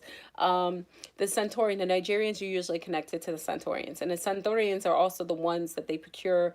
That's why a lot of the Luciferian sect procure a lot of the Centaurian offspring in basketball and sports because they want to get that bloodline and distract them and pay them well to be pets, glorified pets. But the Centaurians are really, if we get down and dirty, y'all think it's the Western countries, European countries doing the dirt. It's really not. It's actually the African connection to the galactics that actually has all the control of what you consider to be fiat and money. It's really not Western countries. It looks like that because that's what they want you to see. It's a form of propaganda, but it is the African diaspora who actually has all the wealth and power on this planet. It's just a small marginal it's a small marginal percentage of them. That's why it looks disproportionate, if you compare them to the Western countries. It's not that, because they only allot for the royal bloodlines to hold any wealth. Whereas in the Western, they allow other, glorified pets like dukes and, things like that to have some form of, wealth, to allow it to show in a certain, celebrities. That's all smoke and mirrors. No, I know the diaspora of Africa owns the majority of the wealth is held in the Middle East and Africa. The majority of wealth, okay? Whether you believe that or not, I've seen it firsthand, okay? So, we got to get over complexion, because if you knew some of the things going on with people who look copper and brown, that are holding some of the wealth and allowing for hundreds and thousands of other Africans who are dark to die, it would really make you think. That's what I'm saying. There's species here that don't see you as them, and you may look like them. Darn it, you may even act like them. You might have even been hybrid by them, but you're not them, and they are not sharing anything with you because they see you as a resource, as a dispensable resource that they can keep or dispense of at any time. Okay, African Americans have reptilian. Well, I don't personally think, I don't like the term African Americans. Why is because there's no such thing as African Americans unless you were born, your lineage is actually from Africa. A lot of the brown copper people here are indigenous Americans from North, South, and Central America. That's a fact. And I've done the studies, and now we have the young scholars who are going into Congress to have the books change. That is fact. That is a lie. That is a misnomer. Most African American, I'm not taking away from the connection to African diaspora, because obviously we have some of that beautiful Africano bloodline in us. But no. Mm-mm. I don't like using the term because it's a way of keeping you from acknowledging your true lineage in the Americas. Okay, that's why you had. That's why I told you the story that Dr. Double Blair on his last show, one of his last shows, where the truck driver was driving. He was a brown truck driver. He wasn't supposed to go in his tunnel, and all he saw in his underground tunnel, because it was a lunar truck driver that was usually had the route, and he called out, and they just happened to get a brown man not knowing they shouldn't have, and he went in the underground tunnels, and what did he see when he went in his truck in these deep tunnels that he didn't know where he's going? He saw Olmec brown Negro heads being covered with concrete that were found. I think this was in Virginia, that were being found and taken and covered up with concrete so nobody could ever witness them. Be careful, family, what's being distributed as propaganda to confuse you of who and what you truly are. You should access that in your own cellular makeup. Don't listen to the others telling you where you're from. There's not many African Americans here because they're not really from Africa. Right, Oz? Hey, Oz. Yeah, I'm just saying, be very careful. Listen, I have lunar scholars from Russia. Big up to my Russian sect. I did some unorthodox research back in the days. I loved it. But I have some wonderful lunar researchers who can confirm this all day with you. They actually know more of who the brown people here are than you brown people know who you are. So it's interesting. That's why we got to be careful about complexion, because you have people who are telling you who and what you are, and it's not the case. Don't ever let someone outside of yourself tell you what your lineage is. Because remember, history is written by victors, not victims. Remember that. His story is always written by victors, not victims. So if you have the conquistadors who come through parts of Central and South America, and they demolish any sort of history previous to their inception, what do you think the narrative will be? Jesus Christ is your God and personal Savior. They will make everyone into Roman Catholics. They will make you believe that you're Spaniard and you're not, and you're Latino and you're not part of the indigenous there. They will tell you that the Asiatics that were living here, coexisting in parts of Americas, are the original native indigenous, and really they're just migrants, just like the people afterwards, but there were copper brown people here. Remember, Christopher Columbus thought he was in Africa when he came here. How could he think he was in Africa if the people looked like the Asiatics? It's not true, because he was seeing copper brown people like myself, and some with froze and braids, and he thought he fell in Africa. So don't listen to the narrative. You can go back in archives and verify all this. A lot of times, I remember, I'm a woman of a certain age, so fortunately I've traveled the world and I've gotten the truth. So I know this for fact. This is not fiction, it's fact. The lies in the history books are here to convey a story written by those who have changed history in order to favor themselves and their lineage. That's all. And every society does this.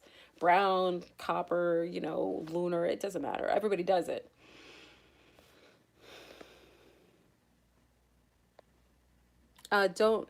Don't trust the DNA. No, I don't trust the DNA test, right?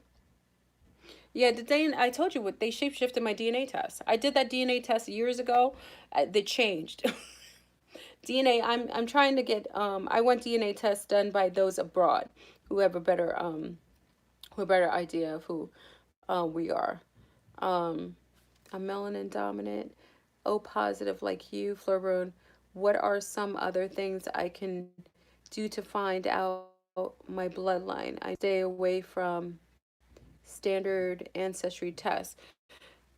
All your information is inside of yourself. You ancestral realms. You know, it's the same thing as Wakanda. Remember when the king, when the panther, he would take that elixir, that purple flower elixir, and he would take that and he would go into the realms of his ancestors. Y'all have to access your ancestral realm. They'll tell you who you are. You'll see who you are.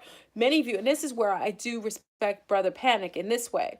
Brother Panic talks about the field of the field, what does he call it? The field of he calls it the field of something. And I knew he knew what he was talking about, because only people who have died, or with it, field of reeds, I think it's a field of reeds. Okay, this is where I respect him on this, because he did denote it during the conference, and many people don't know this. Only some of us who have walked through the path, who walked across behind the veil, where those who've been released from this physical realm are existing. That's where you get all your intel from. And when you are healthy and you are self-aware and you've done the work in this matrix, you will have access to your lineage. Don't listen to me. Don't listen to anyone. You can access that. But in the Panther, they showed that. They showed him entering where his ancestors, they were all in the tree. Black Panther with the copper eyes. That's nigga. Those copper eyes are nigga. They tell you who you are. You can't trust anyone outside of yourself to tell you who. You don't ever trust me. I'll give you certain markers that I've learned, I share with you. By all means, you can only get your truest aspect of yourself through your bloodline inside of yourself. How do you get access through it? The higher and more astute you become spiritually and physically and mentally is when you start getting access to those information inside yourself. You won't ever have to ask another psychic to read your Akashic records. You know, y'all are going to everything outside of, and I've done it, and I've done it. I'm not saying I have, but you don't have to go outside of yourself. Many people don't want to do the work. So they want to cheat sheet. They want to take ayahuasca. They want to, they want to take DMT. They want to do mushrooms. They want to cheat. They want to cheat the steps. But when you cheat the steps, you really don't get what you're supposed to. But you can. But how you really get intel on your lineage is by crossing over into the realm of your ancestors. They will denote everything. When my father died, I've told you many times, my father transitioned, he left me a gift. And I'm able to go, like even another night, I slept with someone in my bed who was dead. A corpse was in my bed. This will scare many of you, because if you're not about this life, it may be a little disconcerting. But I actually had was actually in a friend's house, and she had a burial ground of Indigenous there, and he was sleeping in the bed with me. I could smell his hair. He was next to me. His beautiful Indian, it's like mine, thick, and he was next to me, and he was dead. He had tons of holes all over his body, and the people that were witnessing it on the outside of the perspective of this person who I walk inside of the land of the dead now, since my father passed. I did it before, but I do it now. It's a regular thing. And he came to me to show an aspect of himself in his life for me to share that with a family member. So I did so. Okay. So the field of reeds is what he shared. Once you enter the realm of your ancestors, you'll know who you are. I don't question. Remember, before I didn't know who I was. I'm certain of who I am now. Okay. You have to get to that point.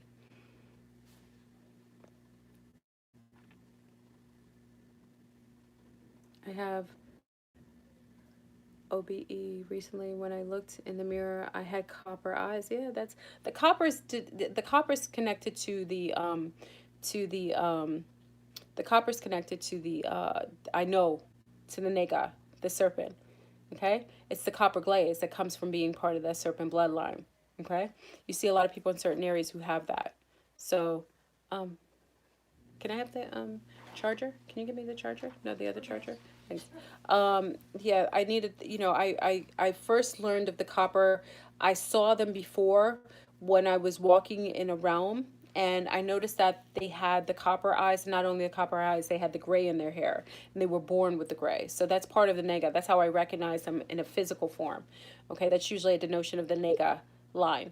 Now you may see the Andromedans have some of that quality as well, because remember, they're cousin, they're kin to the snake, to the serpent. Okay, so they have that.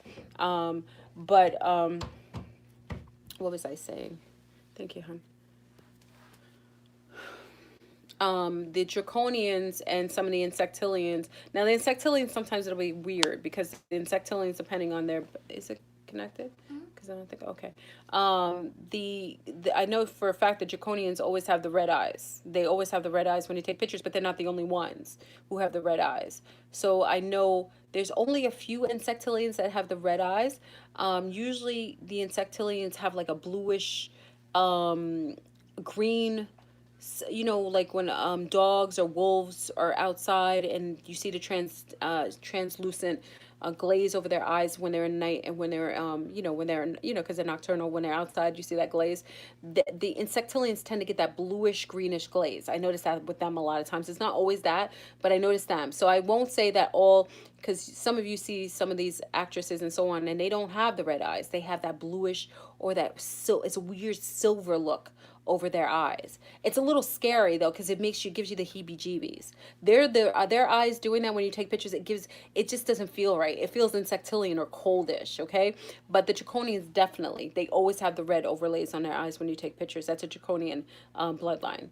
I don't even think the tall whites have that. I don't believe the tall whites have the glaze, the red glaze. I haven't really vested that out, so I can't say that for sure. But I don't think the tall whites get that red glaze. I think it's just the draconians.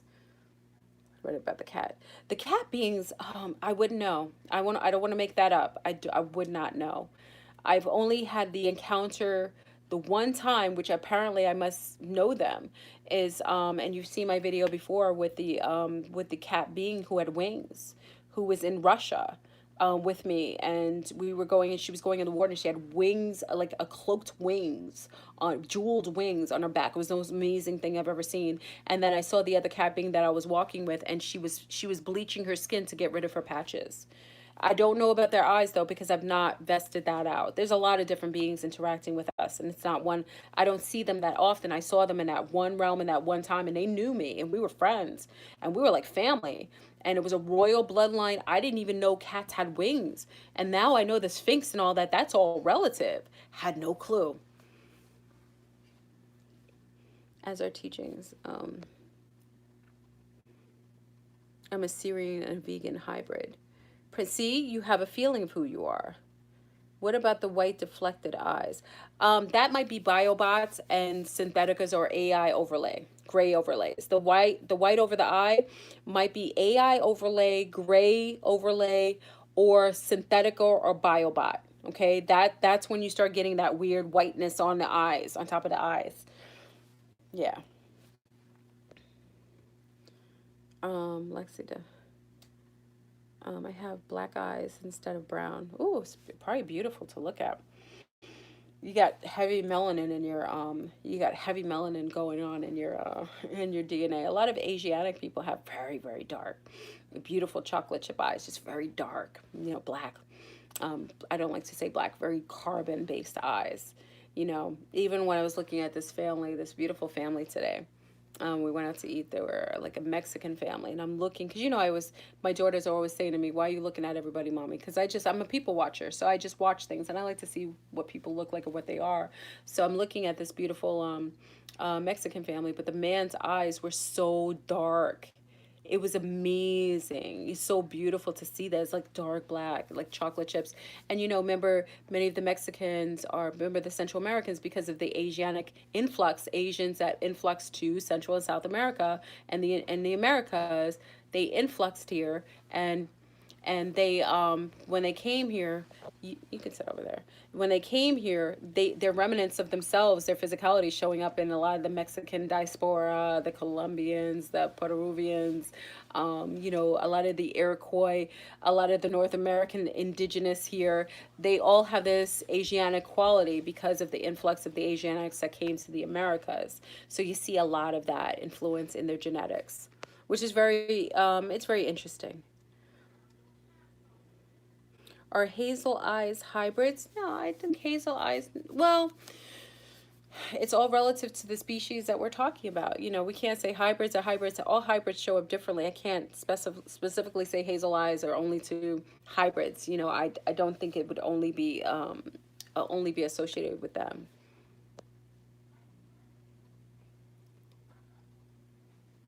What belongs? Wait, I keep dreaming of purple fleur. What do you think of this? You already know. Purple is divinity. It's a sign of royalness. It's also the crown, the representation of the crown chakra. Okay, it's a beautiful color. It's also, you know, what they disinfect us on the ships. Many beings that go on the ships, the motherships, are disinfected. I've seen them disinfected with the purple light. And it's interesting how that translates into people doing their meditations with the purple flame, with the violent flame. But on the ships, they disinfect humans that they bring on the ships with violet light to get rid of parasites on them or any demonics connected to the auric field, parasites in the auric field. I've recently learned that I'm Pelagian. I'm a Melody. Yes, I know that now. You know, remember, in the early stage of my talking about Pelagians, I had such a different concept. The Pelagians are obviously connected to many different people, and they're here. And also, we have to take in consideration the Cherokee, and also the Aboriginals who have history, who talk about they were seeded. The Aboriginals. Now, look at the Aboriginals in Australia and New Zealand, and also look at the Cherokee.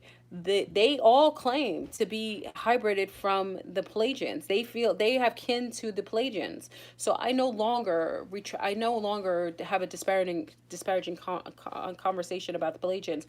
I really took issue initially about the Pelagians because every narrative about the Pelagians was different visually than I denoted, and I just felt like there was only one look to the Pelagians online. But we have to take in consideration, just like if you're seeing images of what you consider to be Jesus Christ, it's influenced by the people who are propaganding that, whatever that genre is. So Jesus Christ to, you know, lunars will be blonde headed and blue eyes, even if it's not factual, because we do know that if you believe in Jesus Christ, many of you do, you think it was a living being, you would also realize that he was living in the sub-Saharan, he was living in the Middle East, which was considered Africa, and it was very hot, and he would have not been blonde haired and blue eyes living in that region. He would have been coily haired, thick coily hair, like they said. He had hair of wool, like a fro, you know, probably a thick fro, and very dark eyes and very dark skin.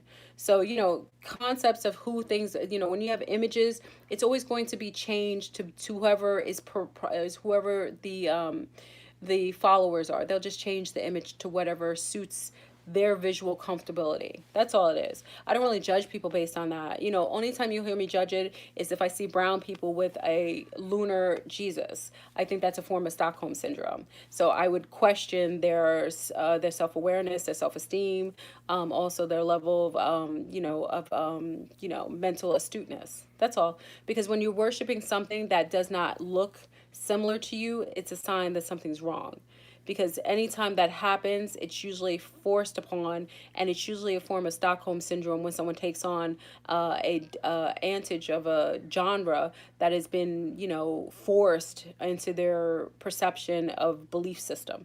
Okay, over generations, sometimes, you know, maybe one generation.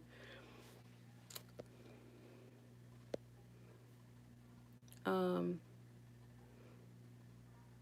Fleur, can I ask a question about lucid dreaming? Sure. If I can, yeah, Paul, you can. I just have to make sure I find you back in the comments. Who is Jesus Christ in your knowledge? Jesus Christ isn't a person. It's a frequency. Christ is a frequency. They've made it into an entity. Which many factions and religions do. It's a form of mind control. Christ is an energy. It's a certain frequency. It's a certain volume of toning that exists. Okay, so I personally know Christ is not a person. It is a frequency. Okay, that's all. I don't take away from people believing that the stories, remember, parables are created to teach lessons. I think every religion has a purpose. I think if we didn't have religion, we have a lot of murdering bastards on this planet. So I think religion is necessary for some heathenistic people who require that type of mind control. Because if some people didn't have religion, you'd see you think we see murders now?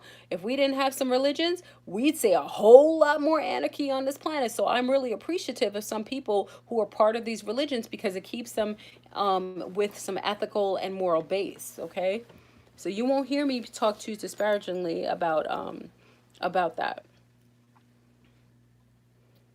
Um, the draconians can't be trusted. Oh, I agree, Prince. They can't be trusted. They're giving all these creepy videos going back underground and ready. Um, the draconians, like I said, I met this draconian beast, and like I said, they're not trustworthy. But remember, they've ruled over this particular cycle for now going on hundreds of years, if not 1,000. Okay, so they've been very comfortable in rulership, and they're very heinous. There's most reptilians won't mess with the draconians. They're some of the most lethal of the reptilians. They are the most feared amongst all Anunnaki. Everyone fears the draconians because they're so powerful and they're just so unrelenting. They do things to each other in their same species that would make you question their whole purpose. Okay, they're just what you would consider, and you can't judge them because we can't say they're negative, because I wouldn't say to a snake not to eat a mouse. I really appreciate mice and rats. I see them as cute and cute and adorable. But would I judge a snake for consuming a mouse for its own survival? Do you see what I mean? So we got to be careful with judging the draconians. They aren't our friends, though. They aren't our friends, and absolutely you don't trust them. They see us as cattle. People ask all the time, why haven't the draconians and all these aliens come on now. Why have all these aliens why haven't they taken over the earth? Why do you think the earth is already taken over by a host of other ET groups, a host of them.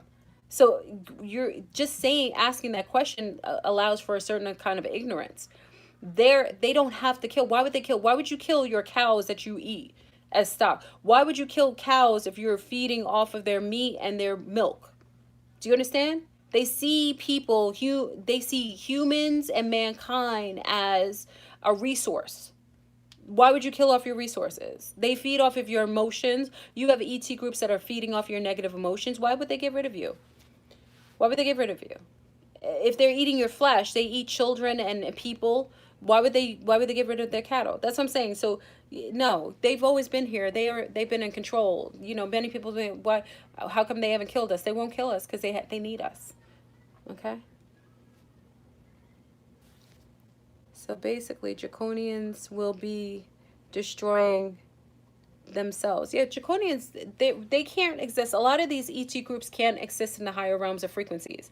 So a lot of the crystalline beings that are 5D and above, these beings that are 5D and above, they exist above anywhere that these reptilian groups, all these reptilian groups that we're interacting with, for the most part, most of them, not all of them, are all 4D and 4D and below.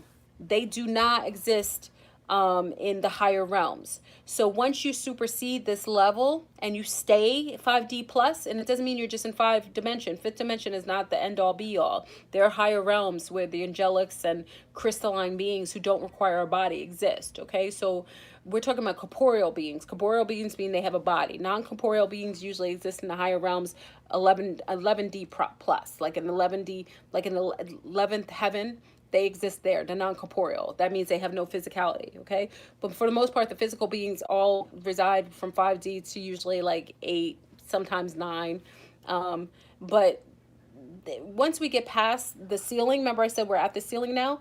Once we get past the ceiling, all these handlers, all these smiths, all these empty seaters, all these low field draconians and low field reptilians, you won't be in the frequency for them to even touch you or even see you anymore. You'll be out of the level of them trying to catch you in their webs, because you'll supersede their level of where they're allotted to go. They only stay in the lower realms because that's where they can feed. That's where they benefit. That's their playground. Okay, so the goal is to get to 5D plus, where they're unable to even touch you. You'll be their masters, and it's in the quantum you that you're above them in level. The problem is that they know this, so they will perpetually keep sending handlers into your family, handlers into your lives, keep creating all these traumatic things happening that will creates distractions. Keep putting the webs while by the glass ceiling, because that glass ceiling is about to break, and when it breaks, that's when many people who are ready and wait and are ready and willing go into the ascended realms, and that's when you start experiencing what you consider to be the golden age or ascension, whatever whatever language you use for that. How do you get over medications when 10 years almost? Okay.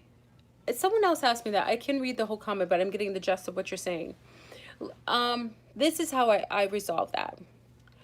If you've been, I'm not, when I'm talking about drugs and alcohol, I'm talking about things that are being taken to forcibly alter your mind state. These are not things that are required of you. These are things that you're choosing to do to live or exist or to witness alternative forms of reality. Okay? So I don't want that to mix that concept out up with those who are on heart medication, diabetes medication, medication for a host of things that are required for them to sustain their physical form while they're still here in this avatar.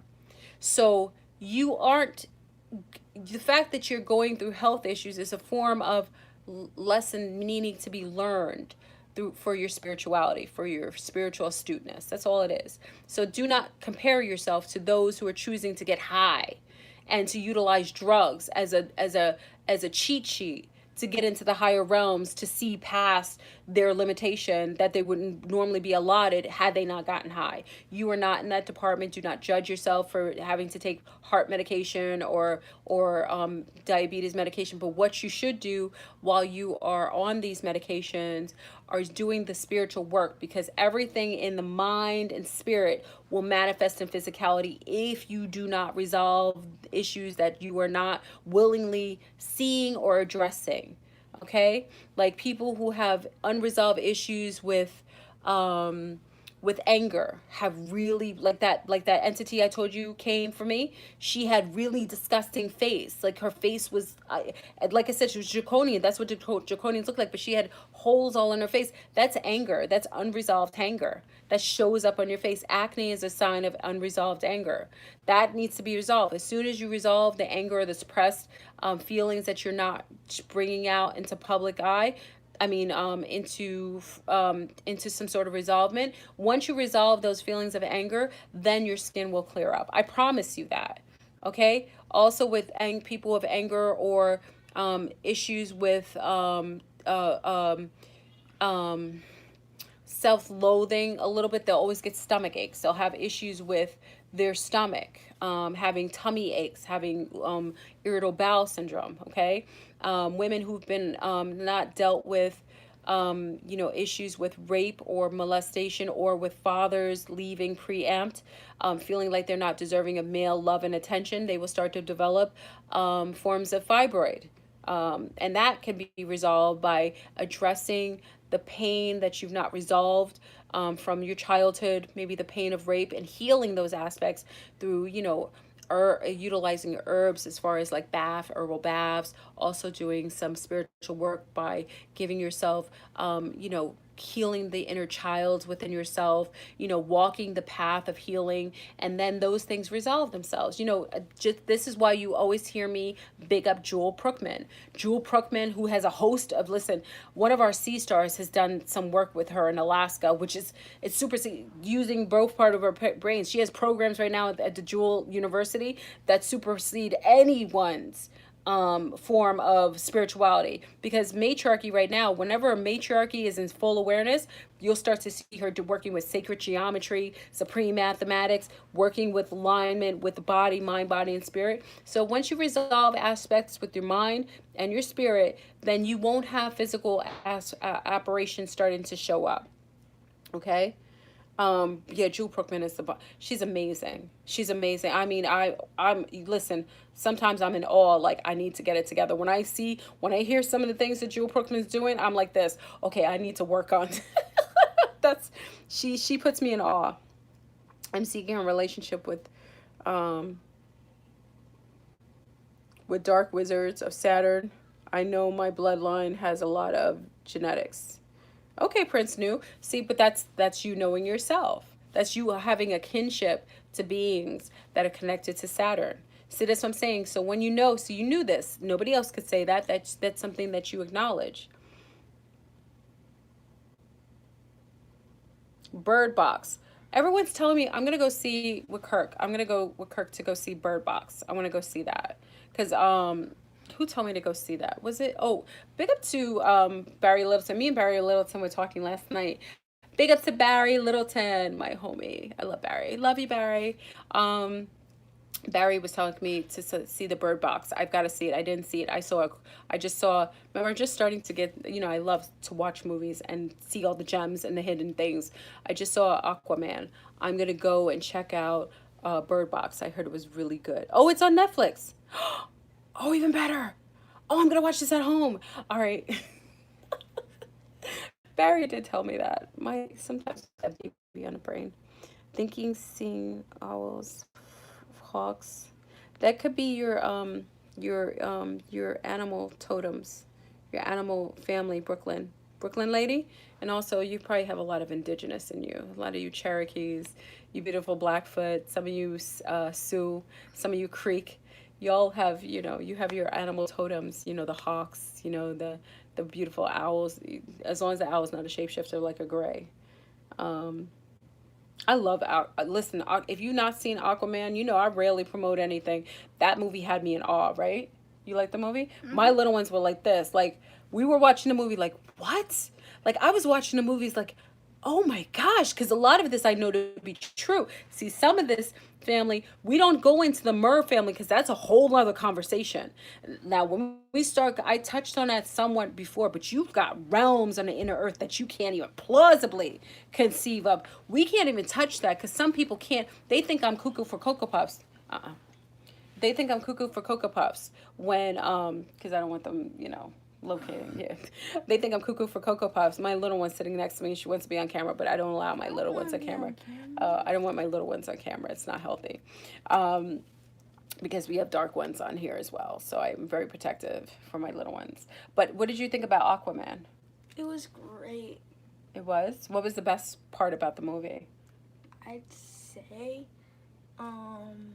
What'd you think? it was the part when his mom met his dad.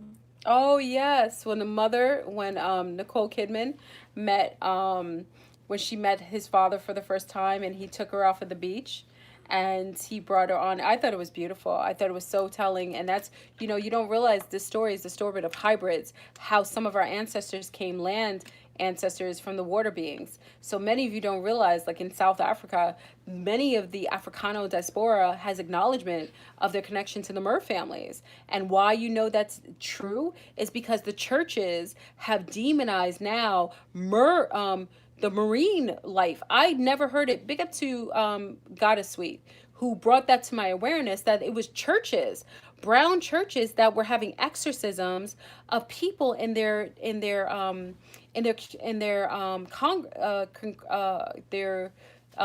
congregation, and were exorcising them from their marine family. I was like, this can't be real. And then I saw it and I was like, oh my gosh, the religions are starting to demonize the connection that was going to happen to certain bloodlines that knew they were connected to their mer family, to their aquatic family, to the Alpha Centaurians. So it was interesting that it started to become demonized by the Christian sect at a time where people were actually having dreams about their aquatic family and their lineage. Because remember, that movie was telling, she was coming up on land, she was merging two worlds. Why do you think we have some kin on land and some in the sea, and they still were exchanging tools? In South Africa, till I've heard, even 60 years ago, I heard even to this day certain people still do it. They exchange things. The land cousins exchange with their ocean cousins. It's amazing.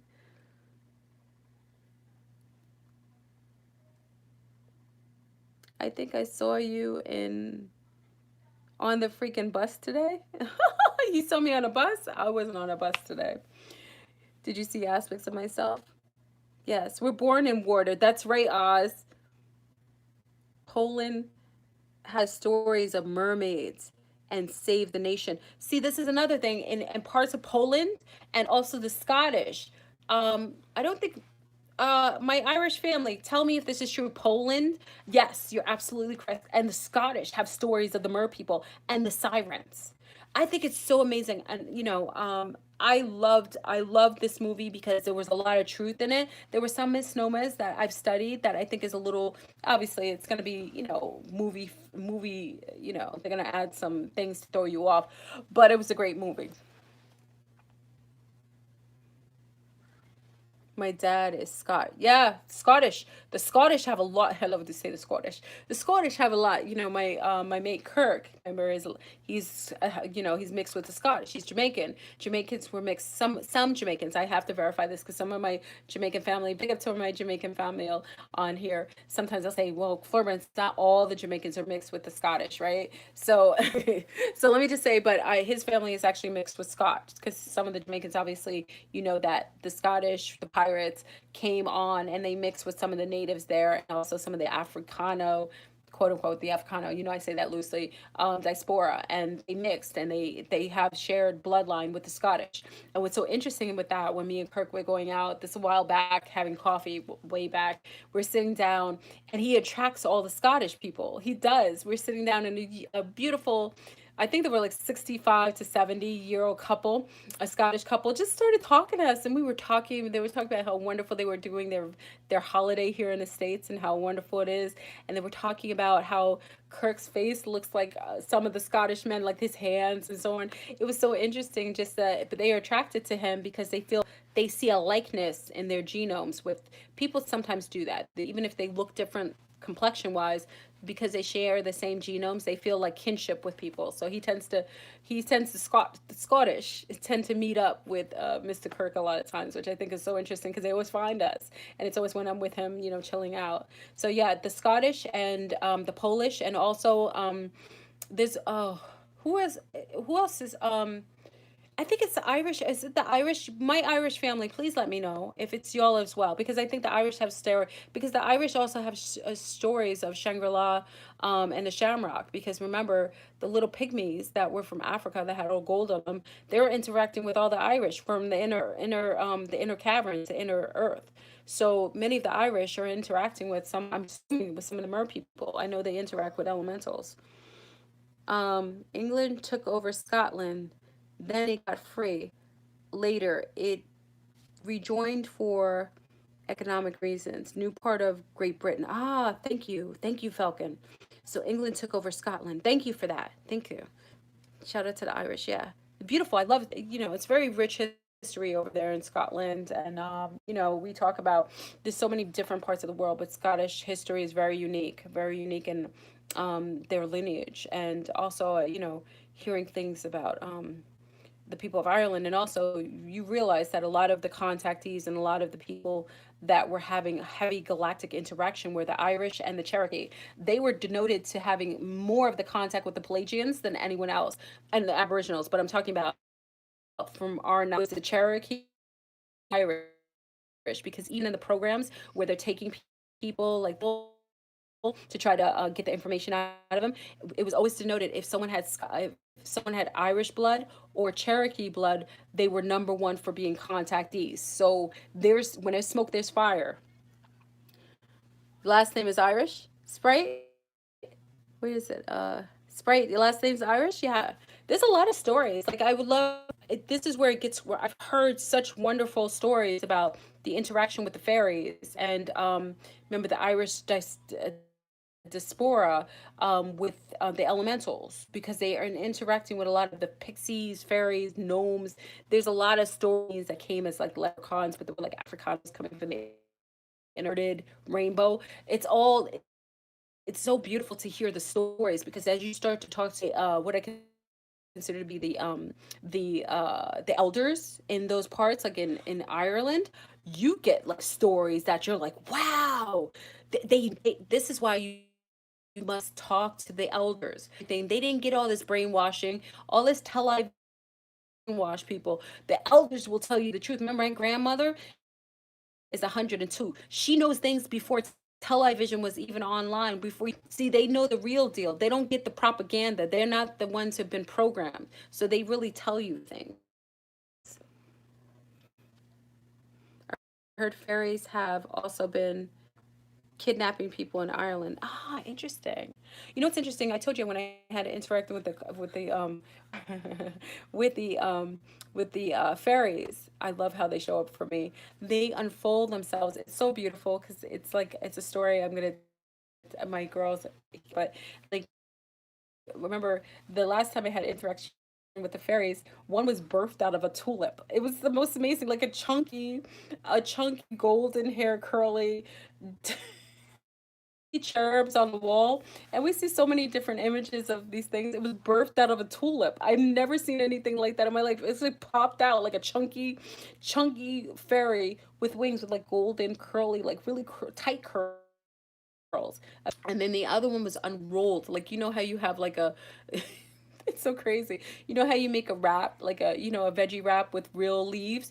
This one rolled out of the wrap backwards to reveal itself to me. I thought it was so amazing. I'm so enamored by things like that. So when they show up to me in such beautiful form like that, it's like you feel like a child, almost like you're witnessing something like it's a child for the first time. The birth through the tulip, that did it for me. Like I giggled. It was the funniest thing I've ever seen in my life. It was so beautiful though. It's so unique. It's funny, right? Yeah.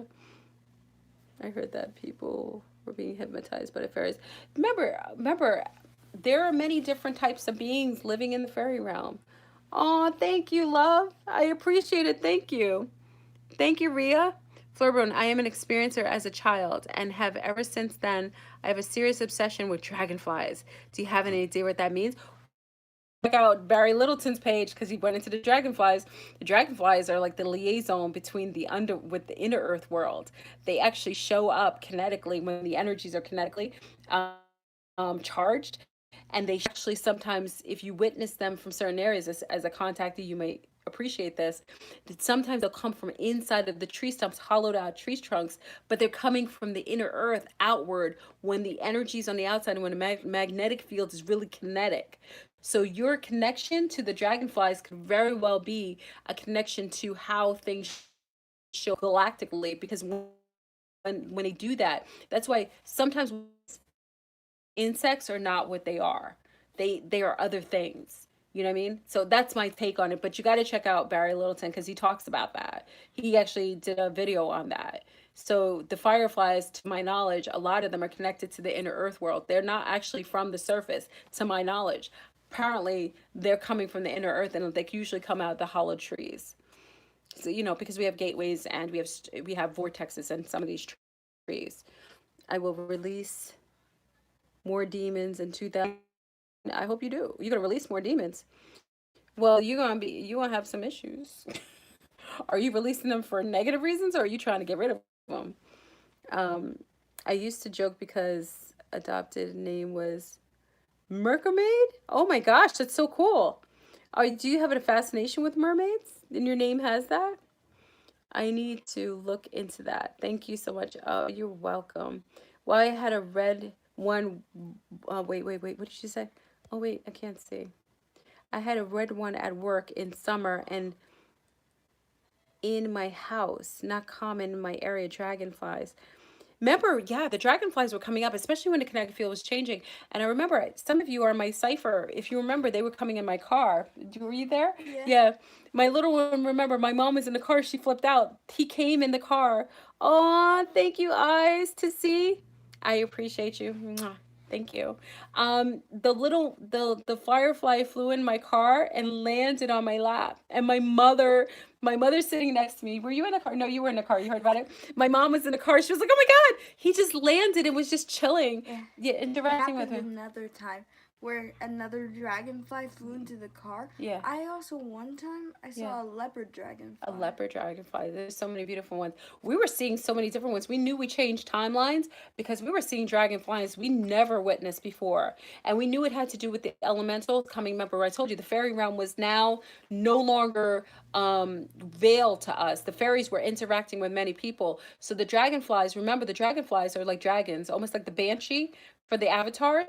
A lot of the fairies ride the dragonflies. So you got to take in consideration, you may not be able to actually witness. There are the fairies that sometimes you can't see. They look translucent, almost like a balloons have that translucent look, like a bubble. They're sitting on top of the dragonflies riding them, like the avatars and the banshees. They're there. So be mindful, if you're seeing a lot of dragonflies, that's also a galactic connection, but it's also inner earth connection. Okay. The cats in my neighborhood follow me when I'm jogging in my neighborhood. That means you have great energy, patience. Cats are they see through different realms. They're attracted to you for a reason. Could be some Syrian links too. Could be connected to the cat beings. You like this timeline? I'm okay with the timeline. I think I'm okay with it. I'm in the matrix, so it's hard to tell right now. I can only tell if I like it when I get back to my little bubble. I had one scenario where I came home and my yard was full of oh my gosh, AJ the being, you serious? Now that's beautiful. It says something about it says something about your area was highly kinetic. It says something, there might have been crafts. Also, one thing that many of you don't know is that whenever there is a UFO sighting or a site or a craft landing, listen to me, a craft landing, if there is a craft landing, dragonflies will be kinetically attracted to the site. Oh, thank you, eyes to see. I appreciate that. A lot of times when there's a craft landed in the area, they will attract the energetic field will attract dragonflies. So you may not even know there was a sighting or a landing of something there, that or a vortex was open, because the dragonflies are attracted to that. It's when the kinetic field is changed or shifted, the dragonflies. That says something was in your backyard. Ooh, you see white butterflies? Oh, I've not, I don't think we've seen, have we seen white butterflies? No. No. No, we haven't seen white butterflies. That's unique. That's very unique. Um, what if drugs are very friendly to you? Is there a dog realm? Oh, what if dogs are very friendly to you?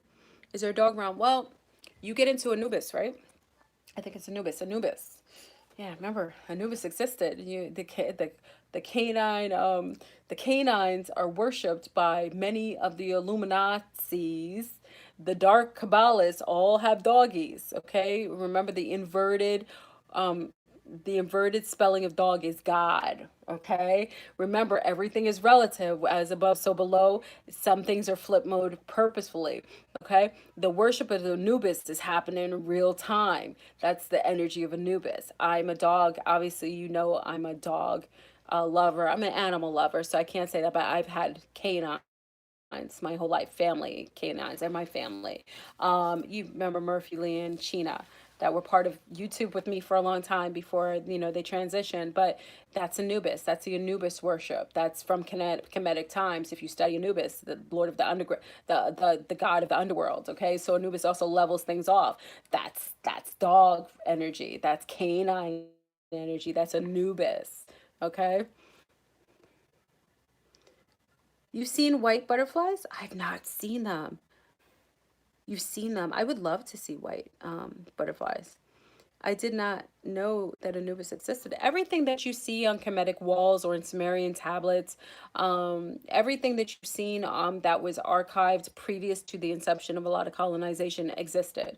All these you think are, helmets or masks that these beings were wearing. No, the beings here, every little being, every little version of something has a bigger version of itself. God created things in his image, her image, meaning that everything that we see on this planet has a bigger version of itself, including humans.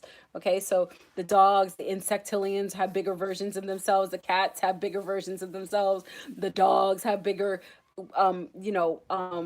bipedal versions of themselves. Everything's been seeded here, sometimes very archaically, and sometimes very masterfully. Oh. I got a little nervous. Butterflies are always in my backyard. Oh, I want to see white, but I want to see white butterflies now. You're gonna make Yeah. me. We went to the butterfly world. We didn't see the white butterflies, did we? No, we didn't. We went to butterfly world. Did we see? Yes. Did you see butterflies? Did you see white butterflies when we were in butterfly world? Do you remember seeing any white butterflies? You did? You remember white butterflies? A little bit? You know, I don't remember No, that. Yeah, I'm asking my little ones. I would love to see I them. only They saw said that like must be significant though. Maybe that means something. regular white No, butterflies. just white butterflies. Like they're saying that they saw white butterflies. I'm gonna look that up. That might That's mean nice. something. That might be energetically. Maybe those type of butterflies. Every species is different and has a certain frequency. That may mean something that you're seeing. They're having interaction with white butterflies. I would love to know what that is. You live in Cali? Okay, she lives in Cali. Hmm. Okay, that'd be interesting. I would love to see pictures. Take pictures. Take pictures. I would love to see them. Is Anubis an energy that means underworld? It's the lord of the underworld, but it means it also is a balancer. Yeah. But whenever you see dark Kabbalists, they flip mode everything. So a lot of times you see the Kabbalists are they take everything. They take the 13. We took our 13 back. They take where they take the concept of black being negative. Black absorbs all spectrums of light. Okay, the dark Kabbalists take on Anubis, little play dogs and dogs all over all these celebrities' homes as a pet. That's version. That's God. God, dog, God. That's a form of that. The inverted. All these Satanists and Luciferians do flip mode. You got to be careful when you start seeing things like that. But Anubis isn't. It isn't necessarily negative or positive. It's whatever the person who's exuding or worshiping the entity represents. The underworld is a negative. Another thing you got to be careful is heaven above or is it below or is it both? They make it seem like hell is below your feet, but if I tell you about Agartha and parts of Shangri-La that are in a world where beings exist in so beautiful ways, so would you say hell is below your feet, or and I know some diabolical beings that are above in the galactics. So we got to be careful how we see things. Sometimes these entities flip mode. What does that say? What number is that? That says 140 at No, this one. 9. Oh, 400. Okay, yes, Isn't babe. heaven higher than hell? Well, heaven. See, my little ones are asking a concept. Heaven is a concept, and heaven has been distorted. Some people think heaven is above, but don't we see such beautiful things in the Don't ground? we? Don't Isn't hell higher than heaven? Ooh, my little one asked if hell is higher than heaven. Very good question. See, this is where the concept comes up because hell could be higher than heaven. What is hell? What is the concept of hell? This is when you start getting into divulging information based on the verbal manipulation of concepts to make you see things in a perverted fashion. So we got to be careful with that. I never say heaven, I say nirvana. I always say Zion. When I consider somewhere to be like golden or to be in that age of like freedom and ascended aspects of consciousness, I'll always say nirvana or Zion because that's my concept of what quote unquote heaven is. So we got to be careful when you have beings using the word heaven and it really means the negative. Christianity tends to flip most things like that because most of the in Christianity and a lot of these mosaic cathedrals are Satanists, and they do dark things inside of the temples underneath. So as people worship above, they have dark temples, satanic Luciferian temples underneath the church. It's so diabolical. Oh, thank you. Oh, Narda Walker. FleurBrun, I saw a shooting star, and within an hour, a black cat walked along the side. Oh, wait, my car, then across my path. Is that a sign? Yes. Remember the movie? Thank you for that, Nanda. Remember the movie Matrix? Whenever you see a black cat, it means something's been changed. What did Morpheus say to Neo? He said, "What did you see?" He said, "I saw a black cat." He said, "What did you see? One or two or something like that?" And he was like, what he denoted is that whenever you see a black cat, see a black cat after something happened, it means something changed. What happened is that I personally think if you saw a shooting star, and this comes from talking to numerous contactees, you might have been taken. As a cat is just your mind's way of grasping the fact that something has changed. This is my concept. Why do I think that? Is because many contactees lose time and they don't know it. So their mind tries to grasp it by giving visual to kind of subconsciously tell them that something's off. So seeing the shooting star, I this is my own opinion. Seeing the shooting star and then the black cat, because you're noting it. Normally you wouldn't put the two together. That meant something to you. You could have been taken, meaning that you had lost time. They may have interacted with you, but something had changed. Whether they upgraded you, whether their level of interaction caused a paradox. It could be a number of things, but you noted it because the black cat means that something was changed in your timeline. I love it. Oh, Barbados flag is Neptune. Oh, Trident, Sweden. Yes, Barbados. Yes, we can get into that all day. We've got so many. We've got the Aquarius. We've got the Atlantean energy coming back online. We have the planet. Big up to again Barry Littleton to sharing this. He was saying that there's a outside of New Zealand, there is now a island that's resurfacing, that's starting to pop up and resurface. Could that be Atlantean energy coming back on?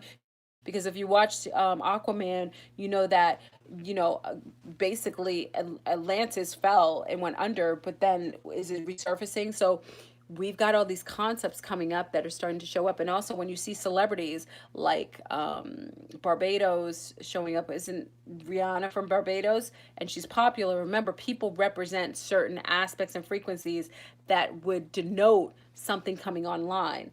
And remember, who's top right now? Rihanna is still in her prime in an aspect, just like quote unquote Beyonce with that Creole. You understand? So whenever they have these bloodlines showing up and purposefully and manifesting in public eye, who they represent genetically and where they're from is usually a denotion of something starting to show up in a way that should be noted.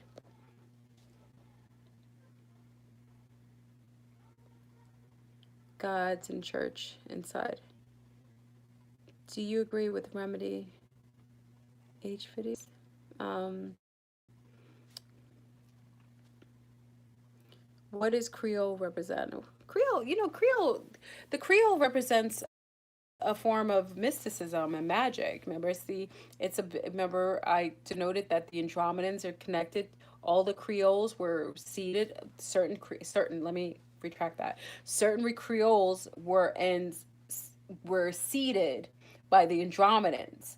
Remember, I talked about Teachaba, who was the stimulus of Wicca. Even though they say it was a man who created Wicca, it was not. It was Teachaba who taught the women of Salem and in that area in North America the art of metaphysics that was connected to her galactic connection. I personally know Teachaba. That was the EBE that was found on the dark side of the moon. She influenced the young ladies and stimulated Wicca to become a religion later on, even though so many women died who weren't Wiccan, who were just naturopathic herbalists and midwives that were killed during the Salem slaughter. From Tituba's influence over the women, making them feel free and less subjugated. Remember, they were very suppressed in the Christian doctrination, demonizing feminine herbalism and matron behavior. Then she also migrated. Tituba never died, though they tell you she was murdered. She migrated and went on to become Marie Laveau. Okay, so Marie Laveau. And if you watch, American Horrors, when you saw Marie Laveau, she never died. Okay, remember they changed their genres. Watch Interview with a Vampire. They go into different time frames. These are beings that don't age. They are not hell bent into a certain age. They go into different times. So if they're living hundreds of years, they're just going to move into that new genre of environment and then mix in with that. But Teachaba, Marie Laveau, and one other, which I won't state, that's all from the inserted Andromedan bloodline. Okay. And remember, they are the Mayan women, the indigenous Mayan matrons, a matriarchy that coexisted here, that did the exodus in the inner world, in the inner earth, into a vortex and entered into the Andromedan blood star system. I jumped timelines to bring my youngest daughter here. Oh, I love it. You brought her here? I love it. Remedy H said he is Anunnaki and he Anunnaki hump on his forehead. They hump on his forehead? I don't know what that's about. And Luna pointed out, I don't know what that means. Oh, they bump. What did I see? Listen, family, I have the wrong contacts. Listen, my little one's laughing at me. I have the wrong contacts in right now, so every word looks really, really weird to me. My contacts are so off. My eyesight is not the best. Okay, I want to read what Aluna said. Aluna pointed out that there was a ritual done with the blue transformer outrage. No, is that outrage? What do you think about the timeline change? Do we stay in higher frequency for it not to affect us? Well, remember, the group of us from Cypher and otherwise, some of you joined me for the timeline jump. We jump timelines purposefully. We did the ritual every morning. We do our little thing. I don't, many of you join and know, and it works. Like, I can give you an example. When I did this time, we did different ingredients for our timeline jump together. We did it as a group.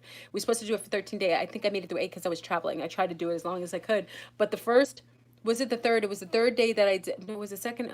I think it was the second or the third. I'm not sure. The second day I was in it. I was going into my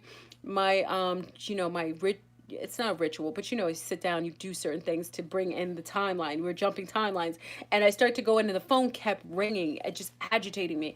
I was like, who's calling me at this time? It's just odd. I pick up the phone, and lo and behold, my schedule all changed.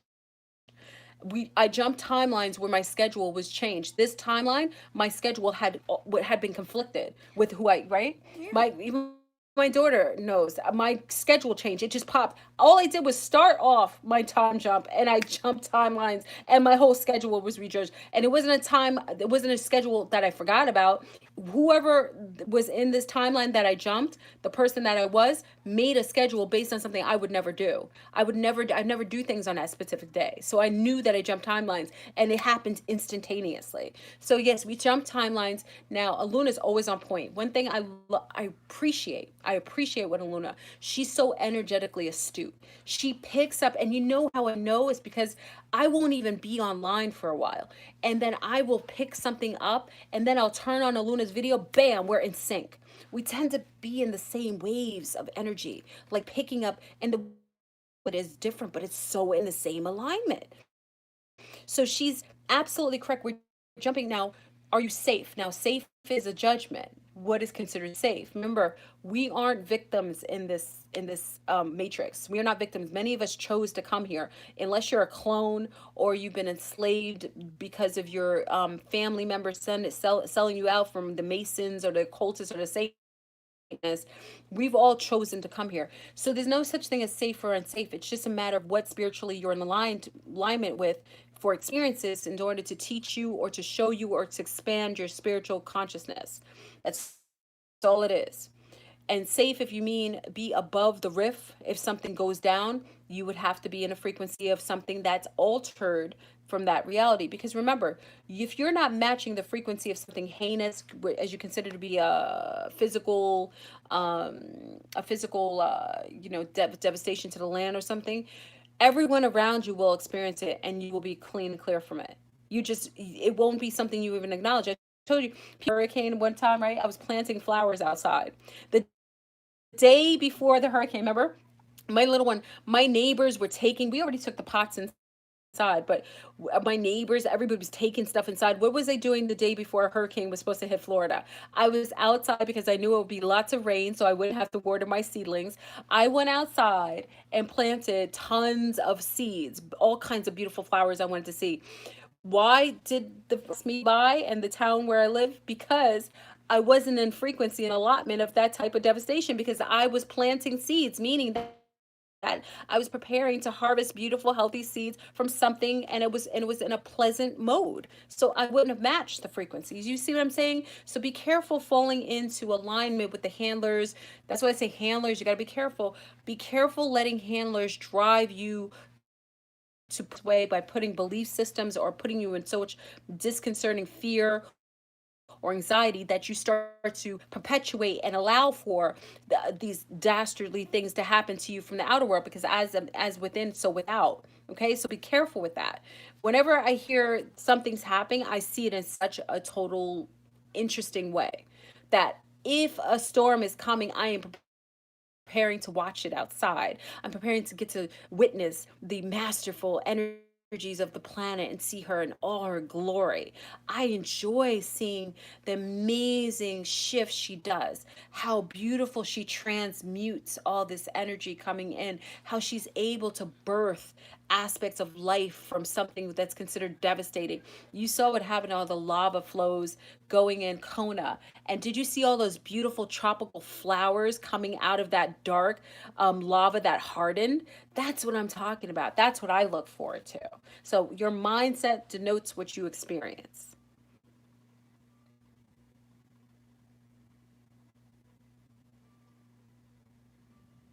Okay. Well, family, I'm gonna go, and I just wanted to touch base with you. I love talking to you. I miss many of you. I know it's been a while. I'm still in traveling. I'm still gonna be in a city. I Yeah. like talking to them too. You do? My little one likes talking to you guys too. She's joining me. We're still on holiday. This will be my third week this week. I'm going to, I'll be in New York. I'm actually in New York, but I'm in Croton and the Hudson right now, enjoying our little space away from home. I really like it up here. And then I'll be with my mate for the rest of the time. We'll be in the city. So, if anybody would meet up, I'm definitely going to go to my spot veg. I'm going to take my little ones to go to veg, uptown veg again, because I really really like that place. I want to try another vegetarian place too. So hit me up if you're around. You know how I do. I'm all about the socialization. I love meeting every one of you at the conference. I'm so in many of the things that you teach me. I'm really appreciative of it. So, it's not all in vain. We're all pieces of the puzzle. And, it's very necessary for sometimes us to collectively come together. So I love you, family. I hope all is well. Enjoy. I'll come back to you, and, rid yourself, purge yourself of the handlers. And if they won't let go, change your number, change your address. Go invisible, cloak yourself so that you can disattach from these handlers, because they're getting a little more clever and they're starting to get really desperate.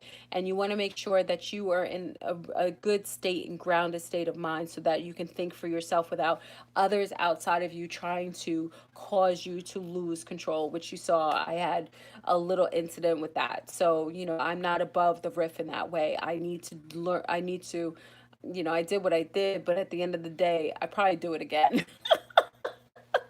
Anyway, but I'll behave myself. Hopefully, I'll behave myself for the rest of the trip.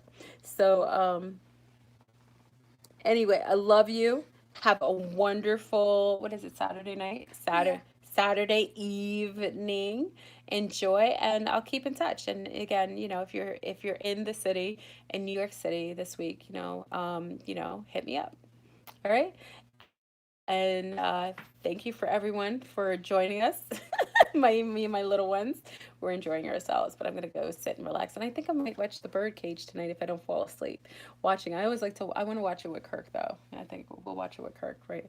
So I want to watch it with Kirk because he's really, I love sharing things because he's a movie buff like me. All right, so I love you, family. Mwah. Peace. Peace. I love you guys. So cute when you say that. It's so hard when I turn this off. Yeah, listen, family, I can't even turn this off. Peace. Peace.